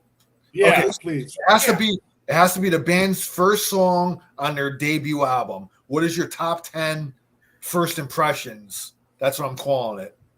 The very first song on the album. On a debut album. It has to be a debut album of a band. Oh, yeah. Okay. So gives it a little bit of a, kind of a, you got to think about it a bit. You got to do some homework on that one, yeah. You got to do some homework. So what's your top 10 plus 5? So plus 5, yeah. And now that I got it right, because when I was asking someone to be on it, they're all like, "Do you mean?" I was like, "Yeah, that's exactly what I mean." Because at first I thought it was just First songs, right? like the On first any song that album. I would hear from Metallica would have been one, but that's not what we're talking about. We're talking about their debut album, first track. First track on a debut album of a band. Yeah. You know, the echo went away. There's a lot of great first songs on debut albums, dude. You know, first thing you ever hear of a band, you know. Yeah. Running with the Devil. Throw that one out there. So Boom. you know. Yeah. So that's an example. I want to throw one more as a example. Welcome to the Jungle. There you go. I mean, you're like, wow, this is a badass song, and it led. Any genre? Yeah, any genre? Okay. That's cool. Yeah, of anything. Okay. Just as long as it's the first track of a debut album. Right, I'll let you know on Sunday and Monday, like I always do, Andy. All right, that's fine. I would do that if you wanted me on there. Yeah, of course, Mark. Of course, that's why I'm saying this. If y'all want to do it, oh yeah, I'll do that. Yeah, it sounds like fun. So that sounds like way fun. I'm leaning towards doing it. So yeah, I probably will. And I've already got a thumbs up from Joseph Staub. So he'll be on nice as well. He's a fun guy, full of knowledge. So so we will be doing that next Wednesday. Thanks for the idea. That's a very good one. Love it. And Mark, what do you got going on, man? Tomorrow on the BS sessions, we have Charles's thing. He wanted to do it with no guests this week. He just wants us three. So it's going to be, I was fighting for guests, but I said, whatever, let's not have guests. So we're doing our top 11 Chicago songs tomorrow. And then Friday, we come out with Steel Panther. What is it? Feel the Steel album we did with Bushy from The Plug, Music and More. He'll be on it. That fucking band. So I apologize for anything that I said during that podcast, but it was kind of a testosterone fest. So, yeah. Oh well, yeah, it's still Panther. You got to. The songs led us to evil. Okay, there you go. Of course. There's no, you know, you can tell what the meaning of the songs are. That's for sure. You had to explain it the way it was written. Man. Yeah, no guessing. Just the title alone, right? Yeah. All right, guys. And what do you got going on, Jerry? Oh, well, Mark mentioned it. We're doing the Chicago thing tomorrow. Steel Panther comes out Friday, and doing one of my favorite bands on Freeform on Saturday, which I can't mention. I'm sure you guys got an idea who that is. I love it. Mark can't stand them, but that's the hint that I'm giving. But other than that, I'm gonna go. Yeah, it's. Hey, we also got first timer Brian Bellows is going to be on with us. Oh God, that fucker hates him too. Jesus. Okay. This is going to be fun. I needed backup for this episode, man. I'm sorry. I was going for all the ones you wanted who would be on your side, but I said, you know what? No, dude, bring it on, dude. Bring it on, dude. Seriously. Yeah. Charles is excited for this guy too. So, but then I got a baseball episode coming up next week to go over all the trades at the end of their trade deadline, and then Jerry and I will kickstart our football one. That's fun. In September as well. So we got a big slate of things coming up, all of us. And what's going on with you? When are you moving to Tampa permanently? Not until September, but I am going down to Florida next week from the August 1st to the 7th. My wife's birthday is on the 3rd, so I'm going down there for, a week for her birthday and stuff. I will be doing a show next week from down there. Okay. So from the 1st to the 7th. This Friday, I'm going to every annual thing in New Jersey. They have like a balloon festival. That's like all weekend thing. So I'm going Friday. They always have bands play. So Friday it's going to be Lit and Everclear is going to be the bands. Oh, yeah. Everclear. Nice. I love Everclear. So I'm going to go check that out Friday night. It'd be a cool Friday night out with a buddy of mine. We're going to go check that out. Might see the with Vampires. They do a show in New York. Kind of a little bit far though, not New York City, but the kind of New York State, and they're not doing very many shows. So I have some free tickets for that. So I'll probably take a road trip with a friend of mine up there Sunday and go check them out. And that's really it. And then Tuesday I fly out to Florida, and I'll be down there for the week. So, Oh, that's cool. So for the show next week, I'll be down there. Okay, yeah, I'm pretty sure they miss you over there in Tampa. Yeah. So that's cool. We're gonna go down there. I'm gonna go see a band tomorrow. I'm gonna go see Young the Giant tomorrow. Oh yeah, okay. They're really good band. It's my wife's all-time favorite. So this is gonna be like my 6th time seeing them. Because every time they come to town or near Houston, we go. She wants to go see him. Yeah, it's good. Yeah. So that, and then we might buy tickets to go see a Jimmy Eat World, who's coming here next week. This will be my second time to see them. Yeah. I like them. They're a pretty good band. I like them too. Jimmy Eat World. Yeah. Are they the middle. It just takes some time. Everything. I gotta say, one of those American Pie band type things. Okay. Yeah, but they're good. They're like. No, I'm not saying it's bad. I'm just saying they're like Weezer type, like good rock and roll. Yeah. Yeah. Too. I fell asleep last night. Right after Whitesnake, I wanted to stay awake to see what people thought about the Weezer track. Nobody said anything. Jerry already left. I was there. I did the whole thing. It was quiet last night. The one chick was being weird. And oh man. Ooh. Hey, she's cool. She just says what she thinks at the time, and we're like, "What?" And she explains it. And we go, "Oh, okay." Yeah, no, she's cool. She does do a lot of posting on a Black Spinner Circle, and I told her that, which is pretty cool. All right, guys, and I am in the middle of going through all my albums A through Z. Finally, after tonight, I'm going to make my way, and I'm finally going to finish AC/DC tonight.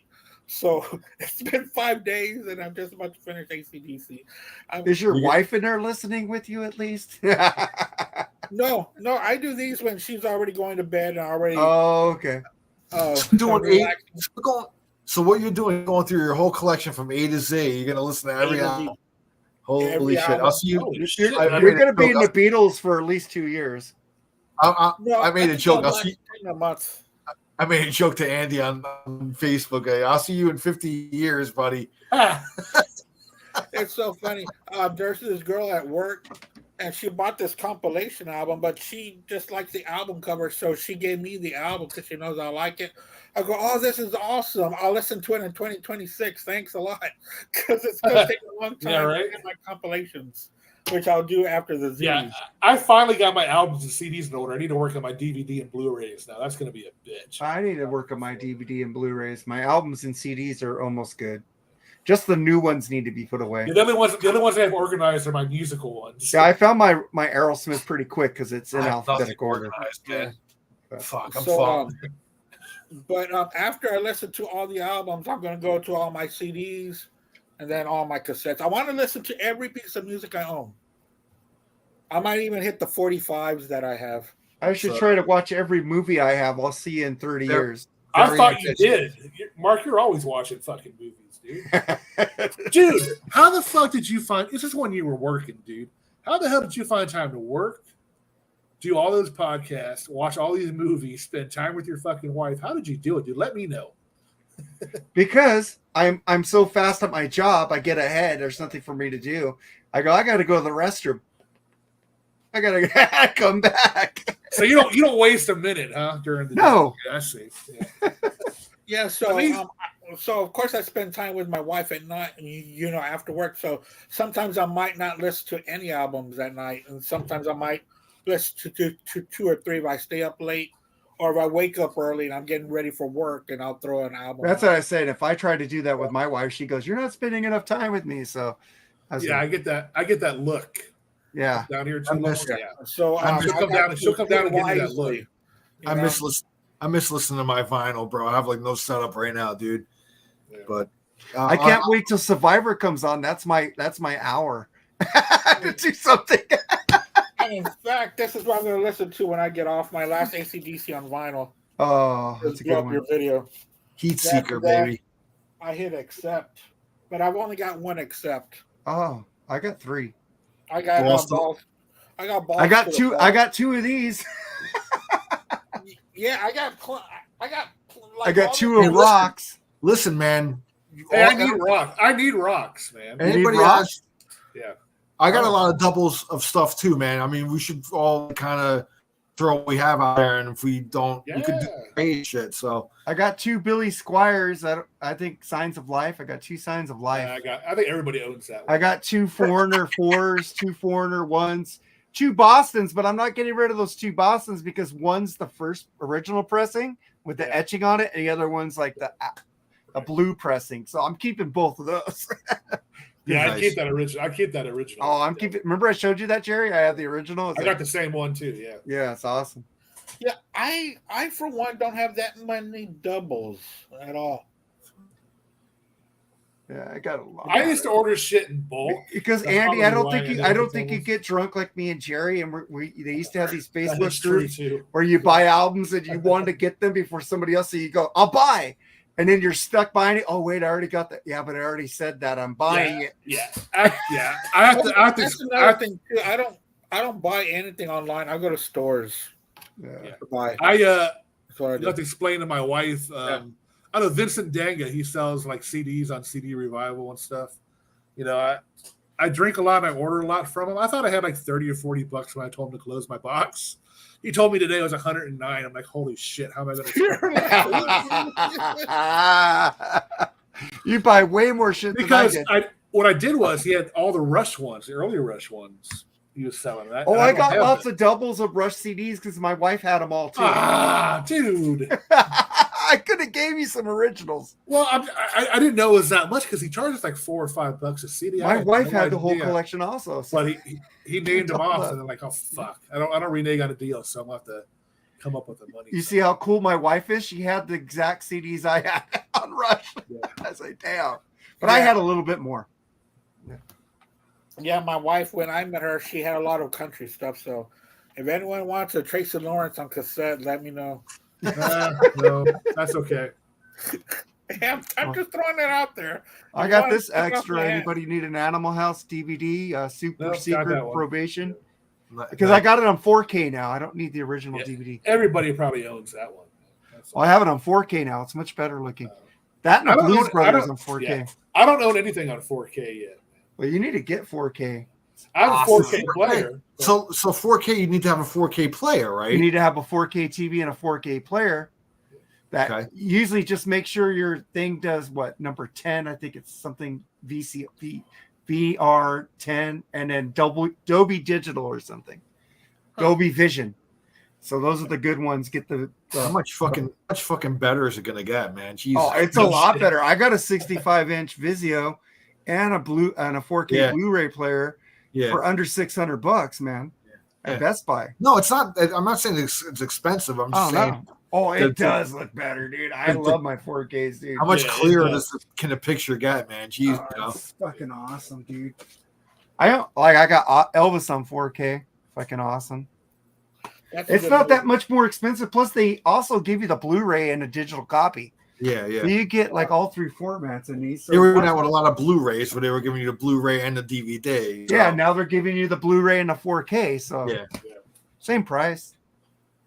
yeah. Interesting. I admit I still have more DVDs than anything else. Of all the Oh, I got more. I Blu-rays. think I caught up with Blu-rays, but a lot. No, I think I got more DVDs. Yeah, I can't help myself because they're like $2 or $3 in a lot of places now. So that's why I'm still buying. Me and my wife have a lot of doubles of DVDs too.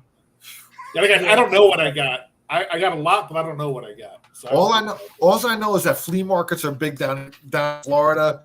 Yeah. Selling off a lot of fucking shit. Well, on I think we have like all the Scream movies on DVD together. Wow. And All right, Austin Andy, Powers.